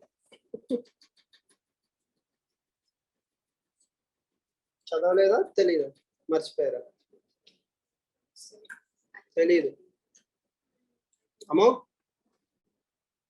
ఇందాక class లో ఒక word వాడాను Bretton wood twins అని ఎవరైనా గమనించారా Bretton wood twins Bretton wood twins what is Bretton wood and who are the twins IMF and World Bank collectively are called as Bretton Woods twins. At least in the running notes, write down these keywords, right? Like Bretton Woods twins. Okay, so I will give you some homework now.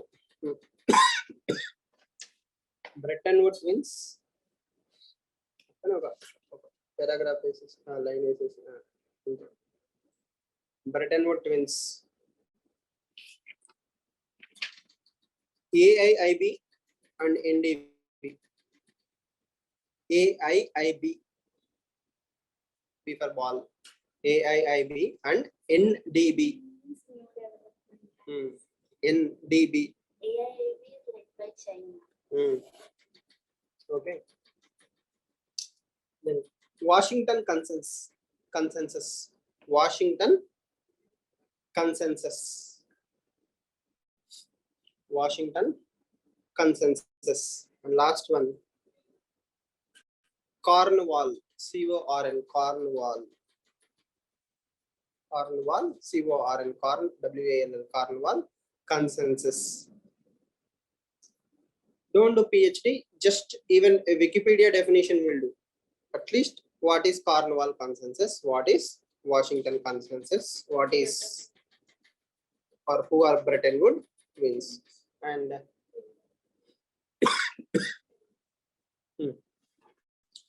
World Bank is also called as International Bank for Reconstruction and Development, IBRD.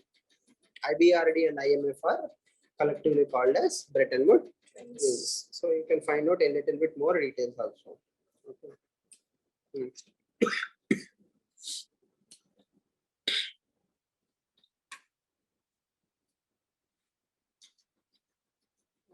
What is the heading that they are written? PGIA, right? So PGIA is a G7 initiative. It is a G7 initiative to mobilize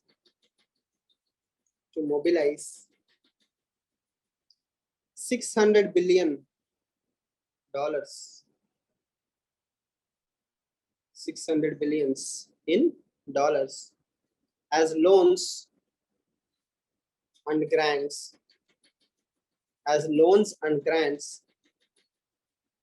for sustainable, quality infrastructure projects in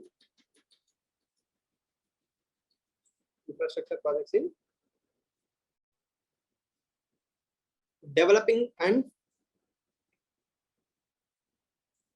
emerging economies.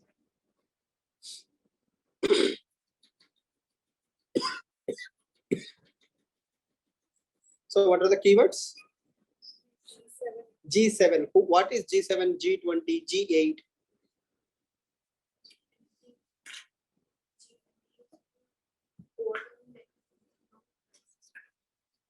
What does the G means?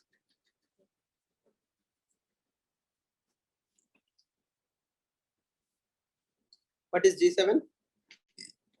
Group of seven. G is for group.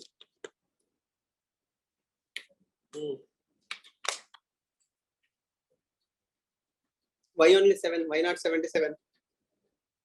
Advanced economies. So the first 7 richest economies are G7. Is India a member of G7? China is also not there in G7. China is in the richest economy. Then what is G7? We said richest economies. It's not about money. It's about money. What is difference? They are also supposed to be democracies. They're also supposed to be democracies. Is there a rule? Not rule, but technically all G7, like, Russia came out of obviously. Russia came out or was kicked out? Kicked out. So G8, Russia is also a member of G8.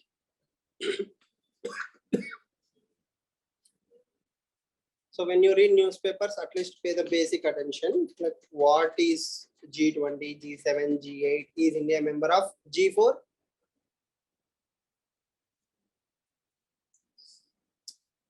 Have you heard about G4?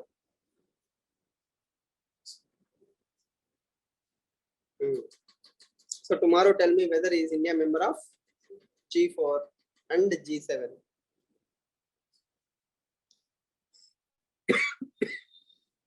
So that the G4 is different from this G7. Okay, so don't get confused.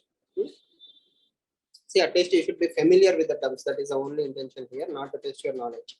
So India is basically a member of G4, that is about UNSC reforms, whereas G7 is more about economy. So the developed countries, the Western countries have created a grouping to showcase their own superiority. Again, there is also G77. Like there is huge number of countries coming together. India is also part of that. India is a part of G20. Right. Next, within that statement, you can box G7. Right. Like G7 is very, very important. You need to know what are G7 countries. Next is sustainable and quality infrastructure. Underline sustainable and quality infrastructure. Okay, two different things: sustainable infrastructure and quality infrastructure in developing and emerging economies. So basically, as you remember, PGII is a targeted towards Belt and Road Initiative. Now, write down what is quality infrastructure. Next point, quality infrastructure hyphen.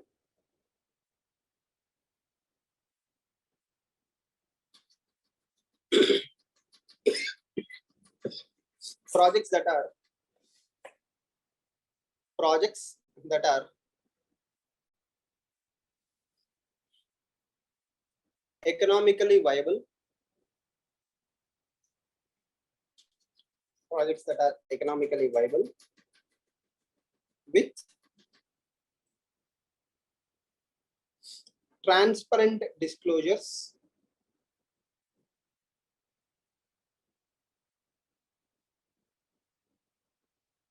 Transparent disclosures and low capital ESG risks. Risks, RISKs, risks. What is ESG?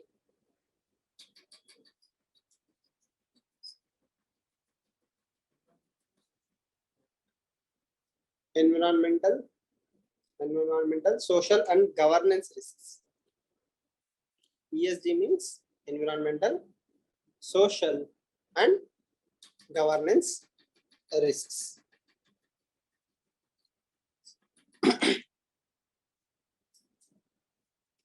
Okay.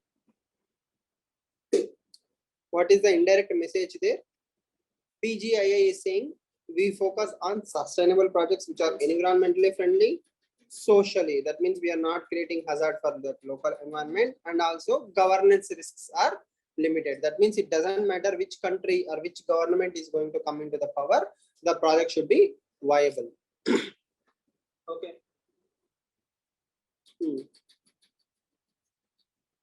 Right.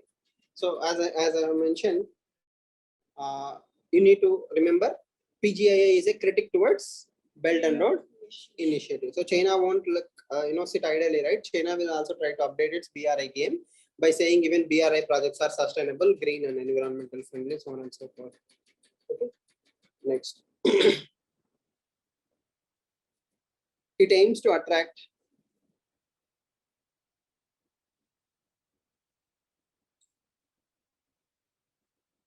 Private sector investments.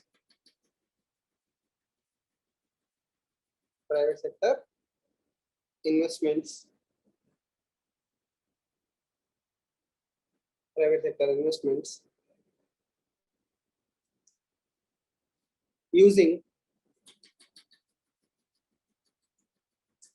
infrastructure certification.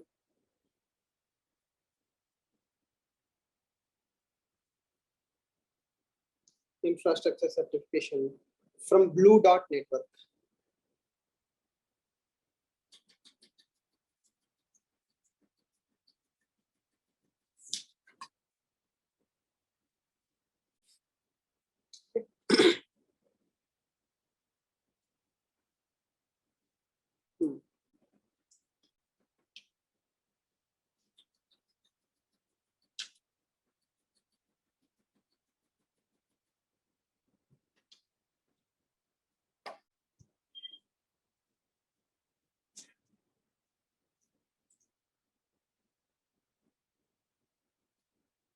It focuses on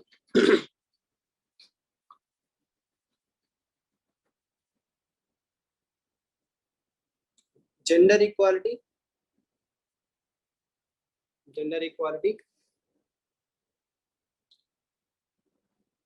health,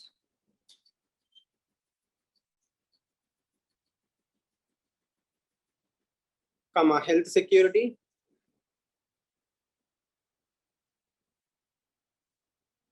energy security,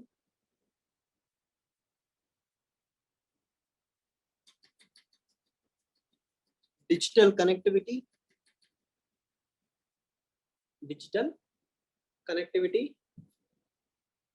and equity. And equity. Yes. So if you observe the points of what PGII, it is very similar to whatever we have discussed in Quad.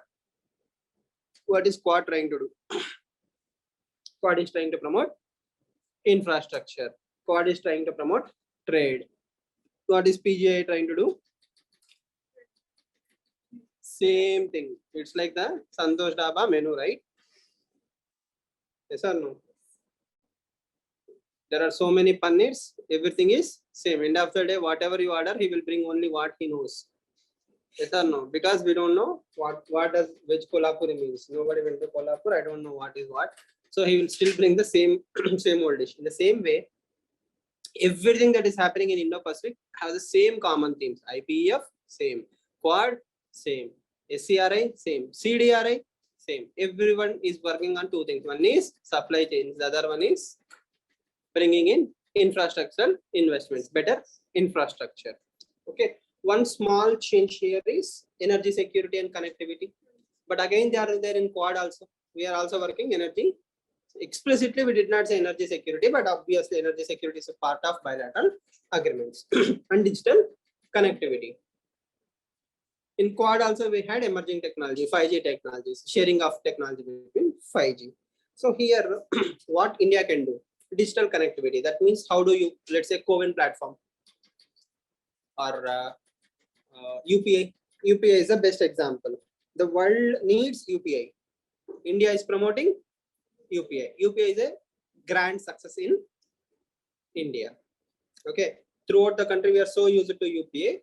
Right now, we export the same technology to all over the world, like all the Western banks, central banks. Then what happens? India is fulfilling its PGII not only in physical infrastructure but in digital infrastructure. So digital infrastructure will be fulfilled. There is a digital infrastructural gap. How many of you have read today's Hindu? Have you seen? There is an article which talks about the Nobel Economic Prize. Nobel Prize in Economy. Actually, it's not exactly Nobel Prize. It's a different name, as all of you might be aware of, right? Like, so Nobel Prize in Economics. So who can tell me why that person, those three were given a Nobel Prize? You are ordering her to tell? Or so you are, okay. I thought you were ordering her. No. Let others try first. Online, anyone? Why was Nobel Prize given to those three economists? One of them was Ben Bernanke, the Fed chairman.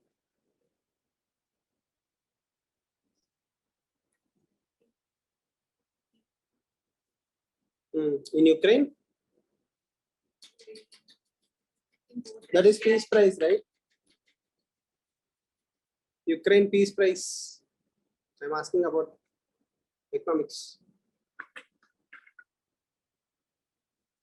You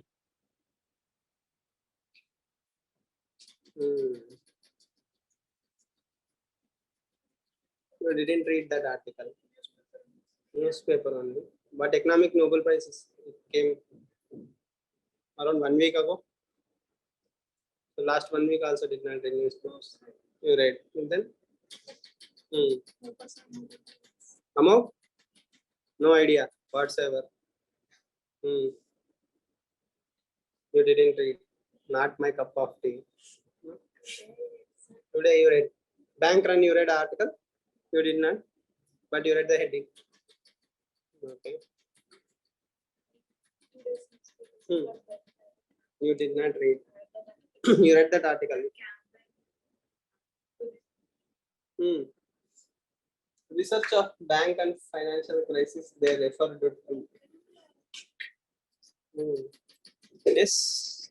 So they were able to explain why crisis came. Like there was a understanding that because crisis came, all the financial systems have fallen. But they were able to empirically establish that because the institutions were failing, like evergreening of loans and that credit insurance. So because all of this was happening in the background, that led to crisis. They were able to establish this empirically. So the test of the explanation lies in understanding, right? Like, what did he say? Okay. Statistical reasons given by them for their existing crisis. Is it what exactly he said? Okay. అర్థమైందా? Little. Rather than giving solutions, they give what is the reason. Rather than giving solutions, they Not- gave. I thought Okay, that is what you thought.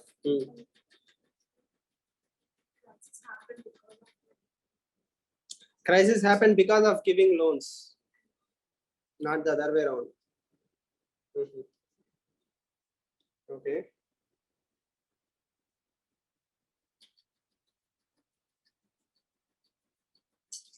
See, the point I wanted to discuss is, if you have read today's article, is this. There is a concept called as a bank run. Bank run. What is bank run? What do banks do? If you read basic economic textbooks also, money multiplier. Everybody will deposit certain amount of money. That money will be given by a bank as a loan to other person, and it will rotate. And multiplier effect will lead to huge amount of economy. More money in banks means that the stronger the economy will be. The more loans means better the health of the economy. But the thing is, let's imagine there are like 7 people in this room or 10 people in this room. Everybody have a deposit in the same bank. Okay, all of you have deposited money with me, right?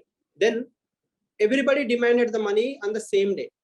Like all of you deposited 1,000 rupees. I gave loan to somebody else, but all of you came in the very next morning and started demanding loan from me. We have seen this in Mahalakshmi Bank case recently, Maharashtra. So many banks, right? Like in 2010 or sometime, ICICI, there was a rumor ICICI Bank might collapse. So everybody rushed to ICICI ATMs and started withdrawing the money. So if everybody asks the money back on the same day, that will lead to a huge problem. So that can happen because of fake news also. Yes or no? Even fake news. SBI is collapsing, withdraw your money. Then see, there is lack of scientific temper in the country. It's easy to fall for rumors. So everybody will rush to the banks. Everybody will start withdrawing the money. Then how will SBI give all your money back on the same day? It is very difficult. Yes or no? Now my question is, after reading today's article, one more question I want you to ponder upon is, isn't it UPI making this withdrawal very easy? Okay. And second thing, are we creating a crisis in future? Let's imagine the UPI platform fails for 2 days, hypothetically. Like if UPI fails to work for 2 days, when is the last time you rush to ATM? Right? So just think about it. We are not even bothered about ATM. It's been like 1 month, more than 1 month I have visited an ATM. Earlier I used to visit ATM regularly. Why? Cash is important. Now from Dobiwala all the way till house, everything can be shifted to UPI. So if UPI fails even hypothetically for 2 days, or if our enemy attacks UPI platform, like critical technology, right? 2 days, China attacked UPI platform, 2 days, UPI is down. Don't you think that will create a huge liquidity crisis? Okay. Second thing, money is there. I'm not saying money is not there, but money is not there in the hands of the common individual. At least in rural side, people are going to banks, but in cities especially, everything has been shifted to digital infrastructure. Yesterday, Prime Minister Modi was also saying from phone banking, we should move to digital banking. Okay. Next, my question is, let's imagine everybody heard a rumor that ICICI is collapsing. So I have an ICICI account. Immediately, I will open the UPI platform. Instead of going to ATMs or bank, I will transfer, let's say 1 lakh rupees, which is allowed limit in UPI, to my SBI account.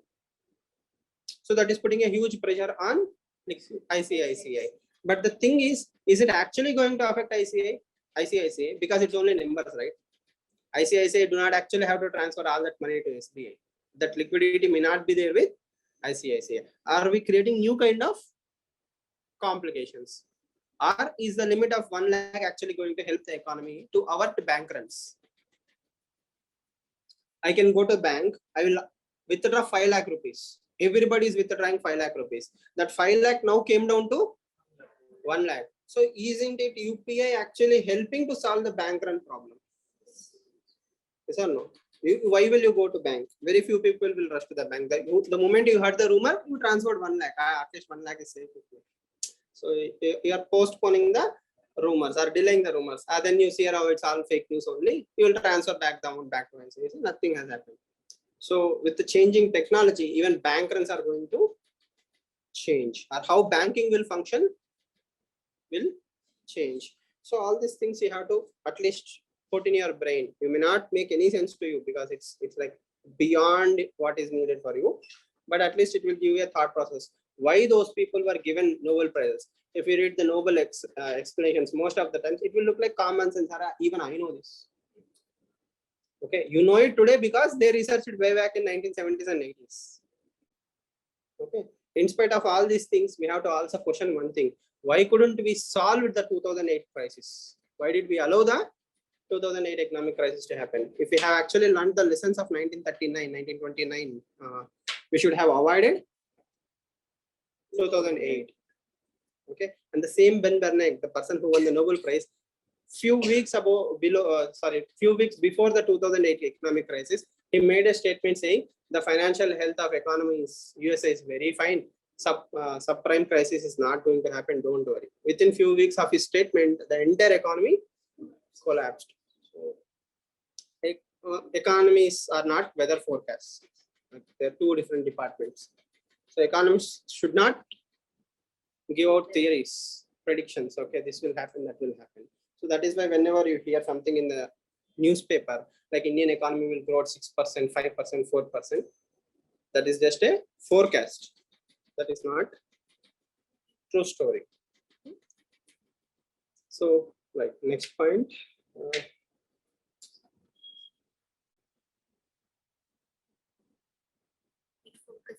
Digital connectivity and equity, right? Okay. India can make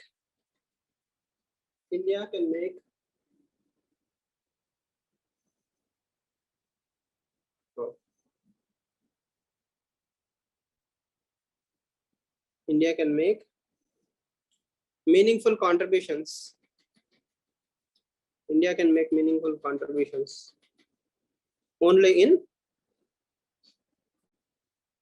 unified payment interface.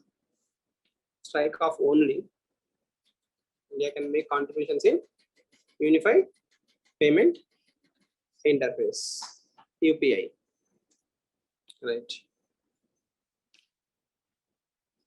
As of now,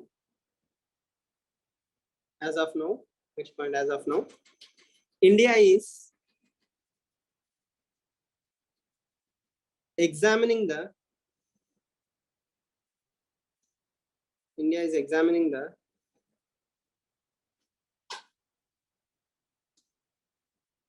details of the initiative. India is examining the details of the initiative.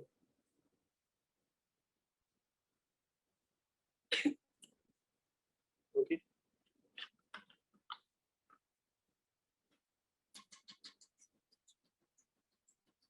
So India is not totally jumping into PGII immediately. India is working on PGII. India is thinking about PGII. So what is PGII technically? It is one more version of Build Back Better World. Yes or no? Don't you agree? B3W concept. The same philosophy is here also.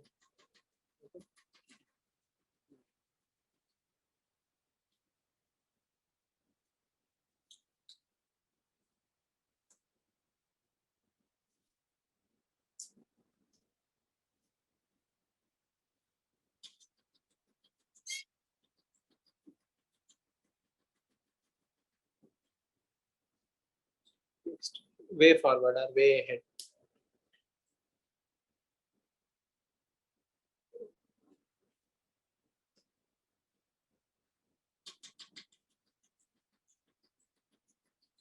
India should focus on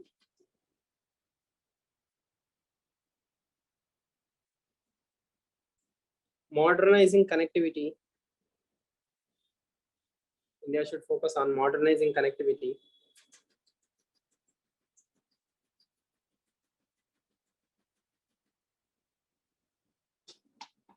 across its land and maritime boundaries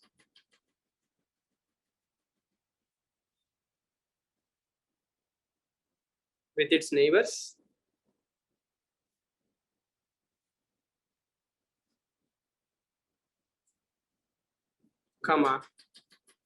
Southeast Asian countries,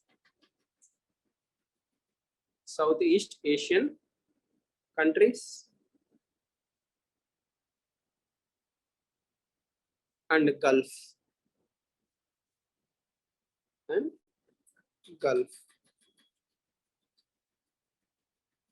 Okay. Next, it must focus on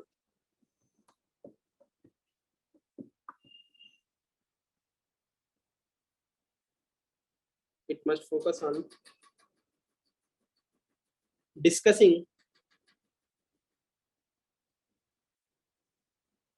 specific terms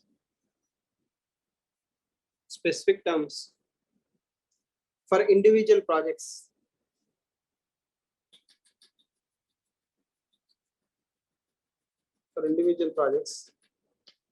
Rather than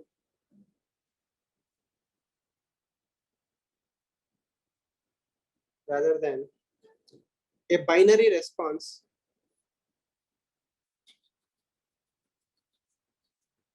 for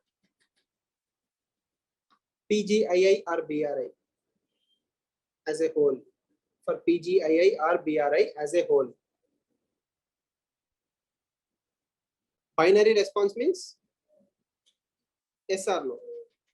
Okay, you should not say PGII is an initiative, BRI is an initiative. Should India join? Yes or no? It should not be a binary response. Rather than that, let's say I wanted to construct something in Ladakh. Okay, I can take the help of China. I may not be a part of Belt and Road Initiative, but I will use China's help to construct something in Ladakh or something, example wise. Okay, the same with PGII. I may not join entire PGII. Okay, but I can take the help of these developed nations to construct something, let's say in Andaman and Nicobar. islands. So that specific individual specific projects, especially in relation to construction of neighborhood connectivity, Southeast Asian connectivity or Gulf connectivity is more important for India rather than discussion about joining the groups, yes or no. It doesn't matter if India is a member of PGII or BRI or both. Okay, what matters is, are you doing something at the grassroots level, ground level? Is there any road? Is there any change? That is what matters for India. Are we clear with the PGIA? So what today we have covered Quad, IPEF, PGIA.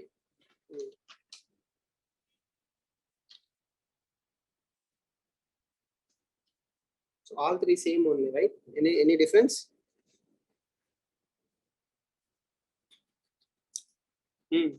No. This is what is happening to India and its foreign policy in 2022, especially in context of Indo-Pacific region. Any updates you will see in the newspapers, we will discuss them anyhow.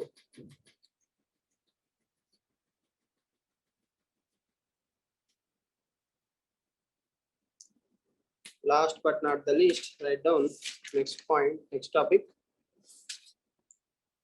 UNSC reforms.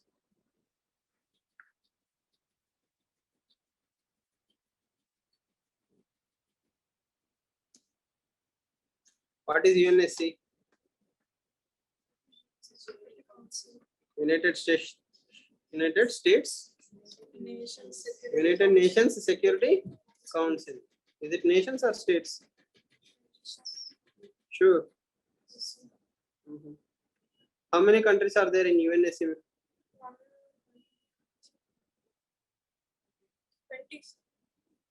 20 or 5? 20 countries. P5 are permanent members. How many of you remember the P5 members? I told you P5 members, permanent 5 members. You remember? Forgot?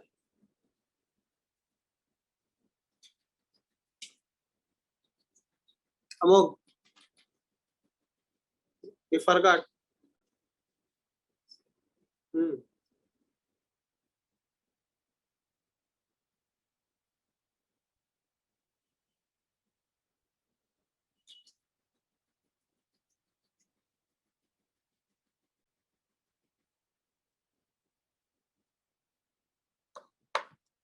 How will it work if you forget all the things? Basics, right?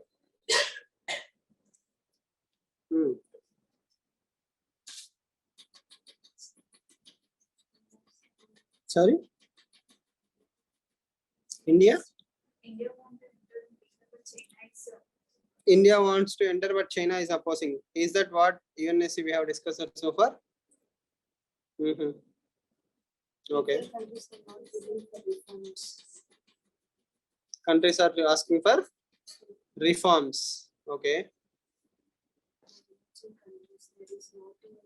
Global platform, it is only confined to only the countries in World War II. So it has to be inclusive.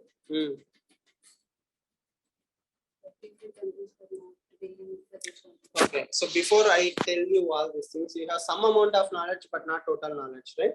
Think and tell me, is India a what we call as a superpower? What makes a nation superpower?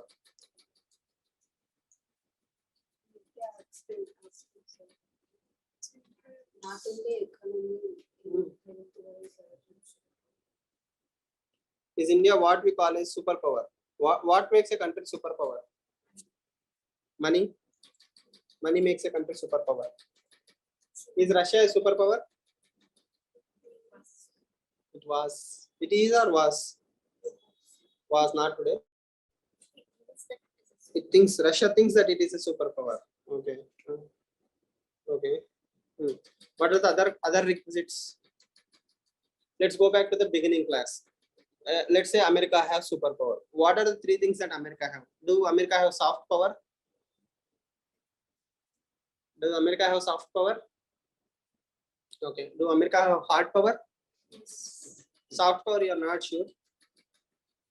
What is the most common movie, series, jeans, food you eat? Most of it is American, right? So no. So America is having the largest soft power in my opinion, better than India. Why? We have been westernized. As I keep saying, more Indians know 911 rather than India's own security number. Yes or no? What is India's security number? 100. Haven't we changed it? Did India change its number? 101, 102. Sure. What is India's universal helpline number?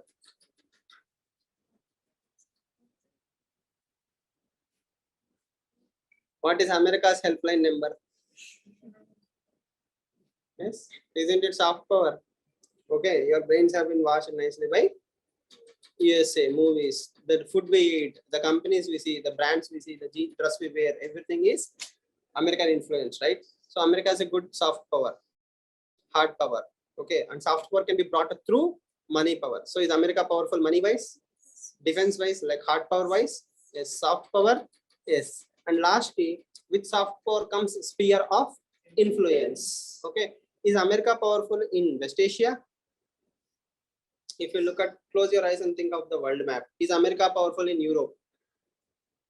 Is America influential in Europe? Yes. Is America influential in Russia? Asia? South Asia? Australia?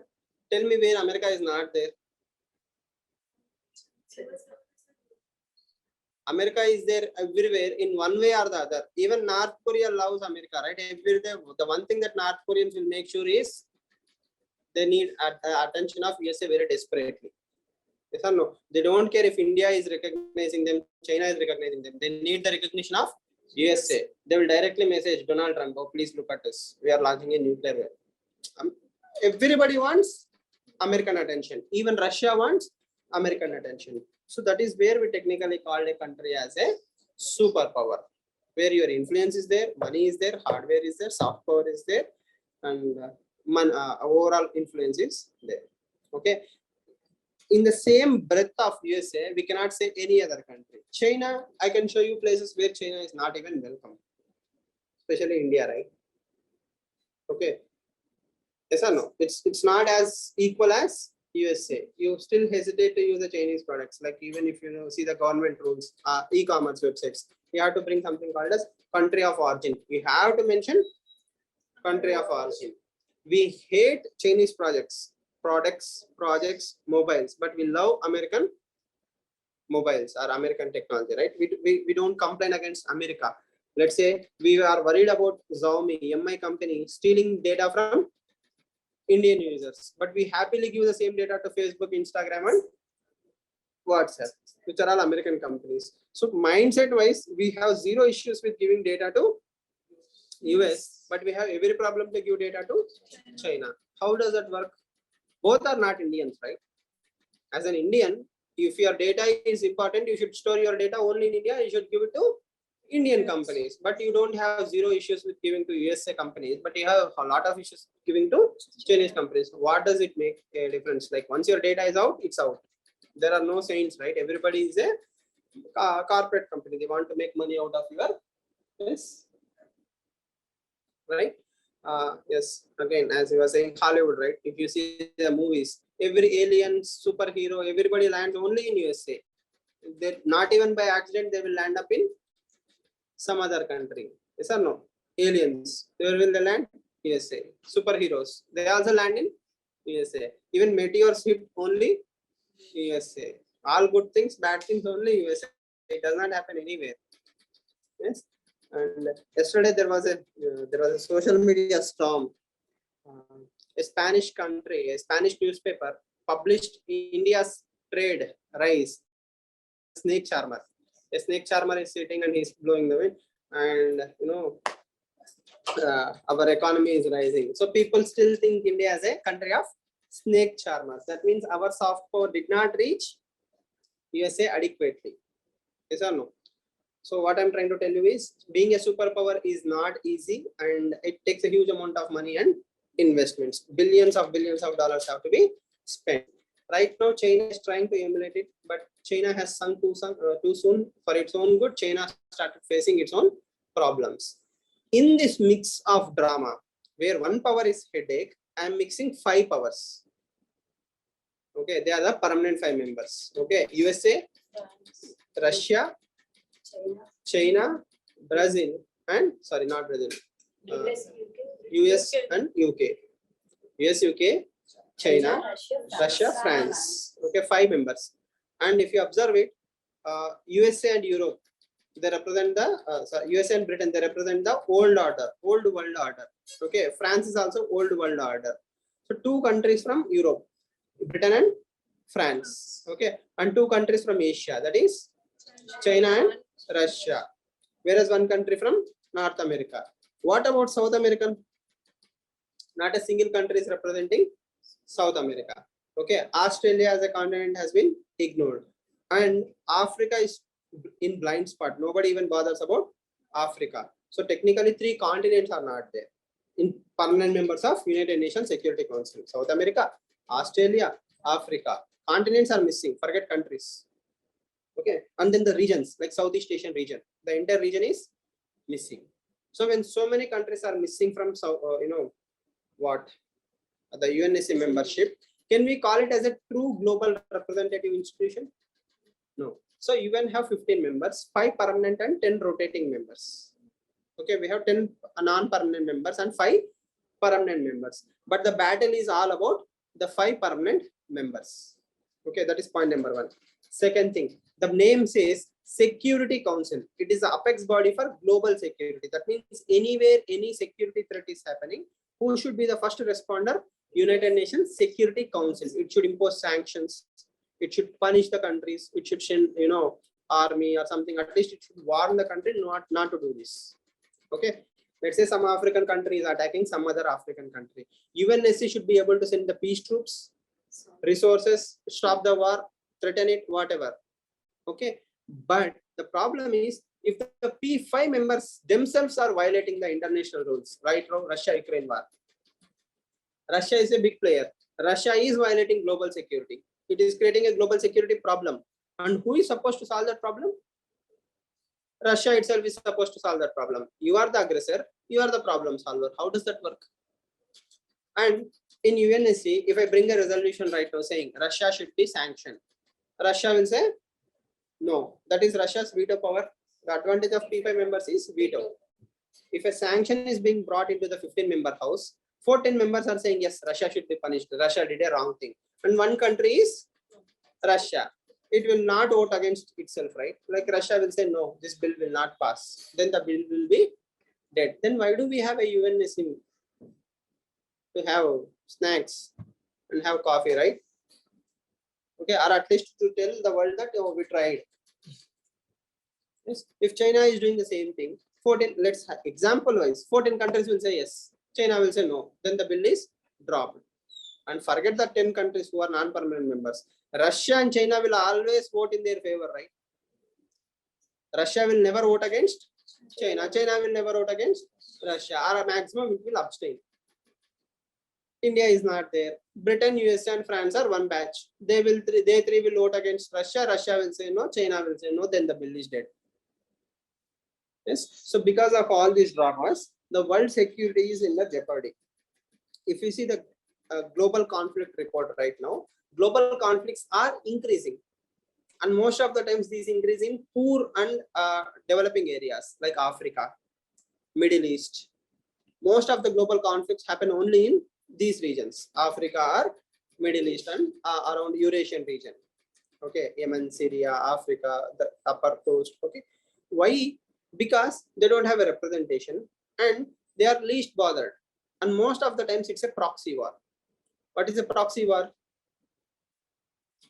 It's a war between 2 big players indirectly fought by small players. Syria is the best example. Syria has nothing to do with war. Okay, Syrian stupidity is there. That is totally different. But Syrian stupidity has been, I mean, not the people, the Syrian leader stupidity has been converted into a war between Russia and USA. So on the one hand side, USA will support the rebels. On the other hand side, Russia will support the Syrian army. So rebels will have new guns, army have new guns. Rebels have new weapons, missiles, army will have new missiles. Why? Indirectly in Syria, Russia and USA are fighting. The same is happening in Yemen. if you think about it, USA and Saudi Arabia are collectively supporting the Yemen official rulers, whereas Iran, China, or Iran, Russia, and all these countries are indirectly supporting the rebels.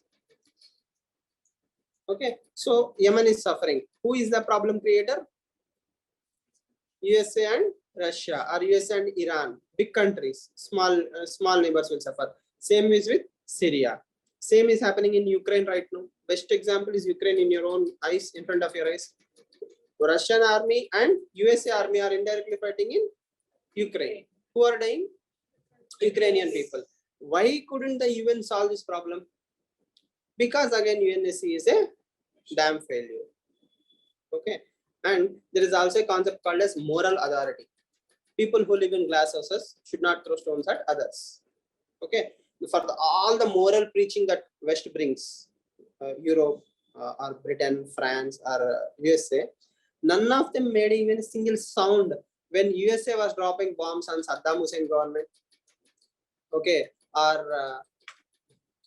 removing Gaddafi forcefully in Libya, or creating civil war in Syria, or even for the creation of ISIS, the terrorist organization ISIS, ISIS Lebanon. It is literally created by US's war action in Iraq.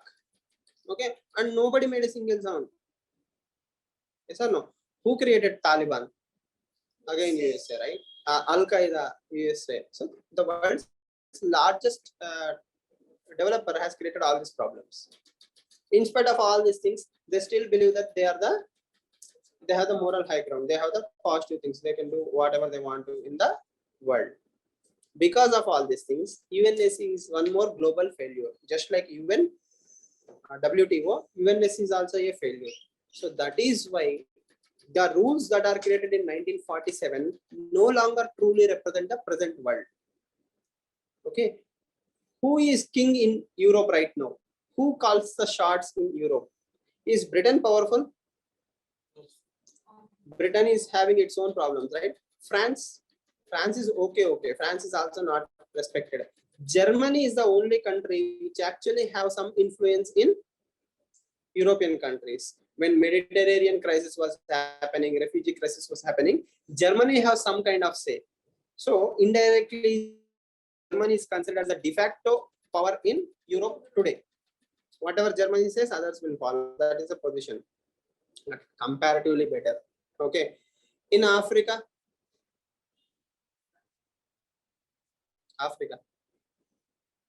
where is Brazil?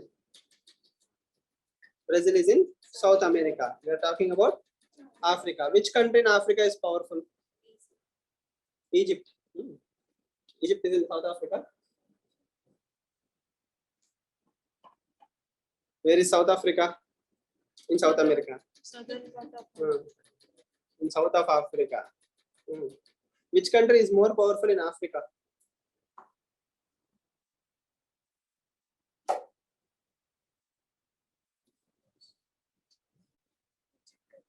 Egypt, you think?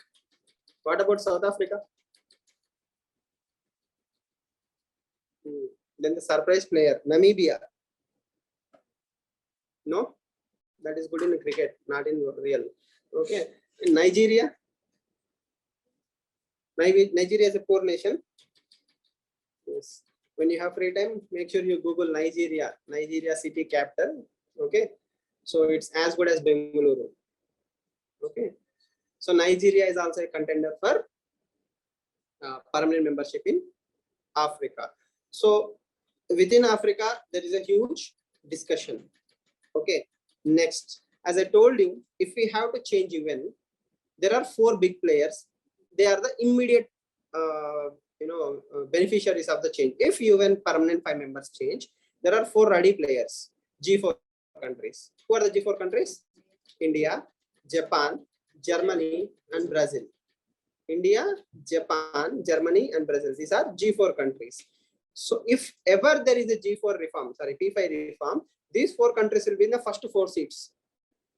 Okay, but the problem, if you observe, finally we are giving some representation to South America. Brazil will be the first country from South America. South American continent is respected, but we don't see a single nation from Africa. Australia ignored again. Is Australia worthy? Totally different discussion. But no discussion from Australia or Africa. And at the same time, 2 players from Asia. There are already 2 players in Asia. 2 more players means 4 from Asia. So Asian domination will increase. Japan, India, China, Russia. 4 major players from Asia all are there. And 3 players like France, Britain, and Germany from Europe. 3 from Germany, 4 from Asia, 1 from North America, 1 from South America. Then did we actually do justice to the world? We again created a imbalance. If 5 people cannot come to a consensus, will 8 people or 9 people come to a consensus? Again, within the P5, there will be groups now. USA, India, Japan, Australia, let's say Australia or Brazil. These all will vote against which countries? China and Russia. Russia and China will block every resolution. They will block the resolution. Then everything will come to standstill. Okay. And now, in 2022, the world is so globally interconnected that if you are doing P5 reforms and not including Africa, then African nations or really poor nations will start seeing even the third world countries like India and China also as 2 groups. Developed and developing. 2 groups are being created, like poor, really poor nations and everyone else. Right now, India is that middle country, right? We are friends with USA and also we are friends with poor nations. We will lose that respect. Okay.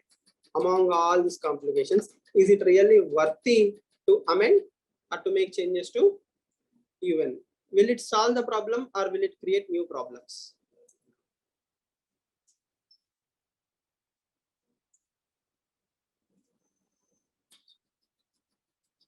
So that is the debate of UNSC reforms. I think that is a food for thought.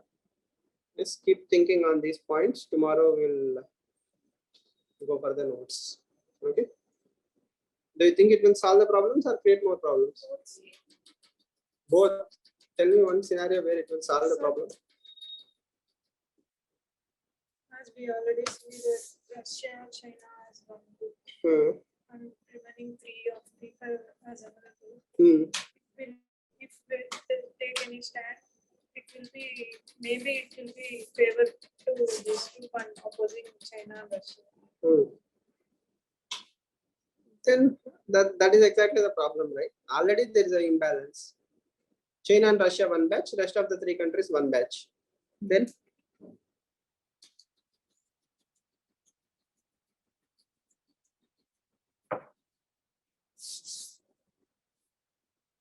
first of all, it is our assumption that reforms will happen. Why will the powerful countries want to share their power with the weak?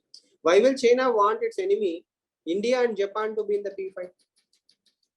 Already Quad is an informal grouping. Now, if you make P5 changes, you are informally directly asking all the Quad members to be also members of P5. Why will I willingly encourage my enemies to become powerful? As you have written in China's notes also, China is the only country which did not endorse India's P5 membership. Every country said yes, bring India. Why? They know that India will never be a member, or China will never say yes. So what do they have to lose? They will say yes, okay, join.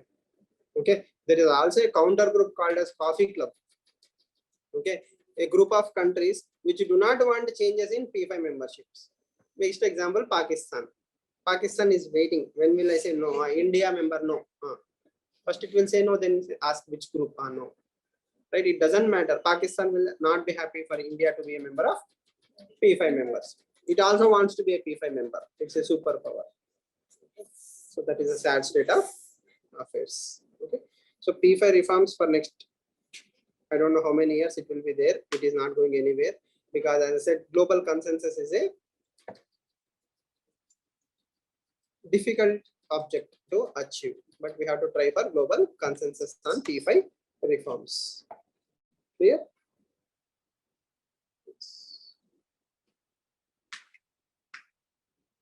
Yeah. Okay, then see you all tomorrow.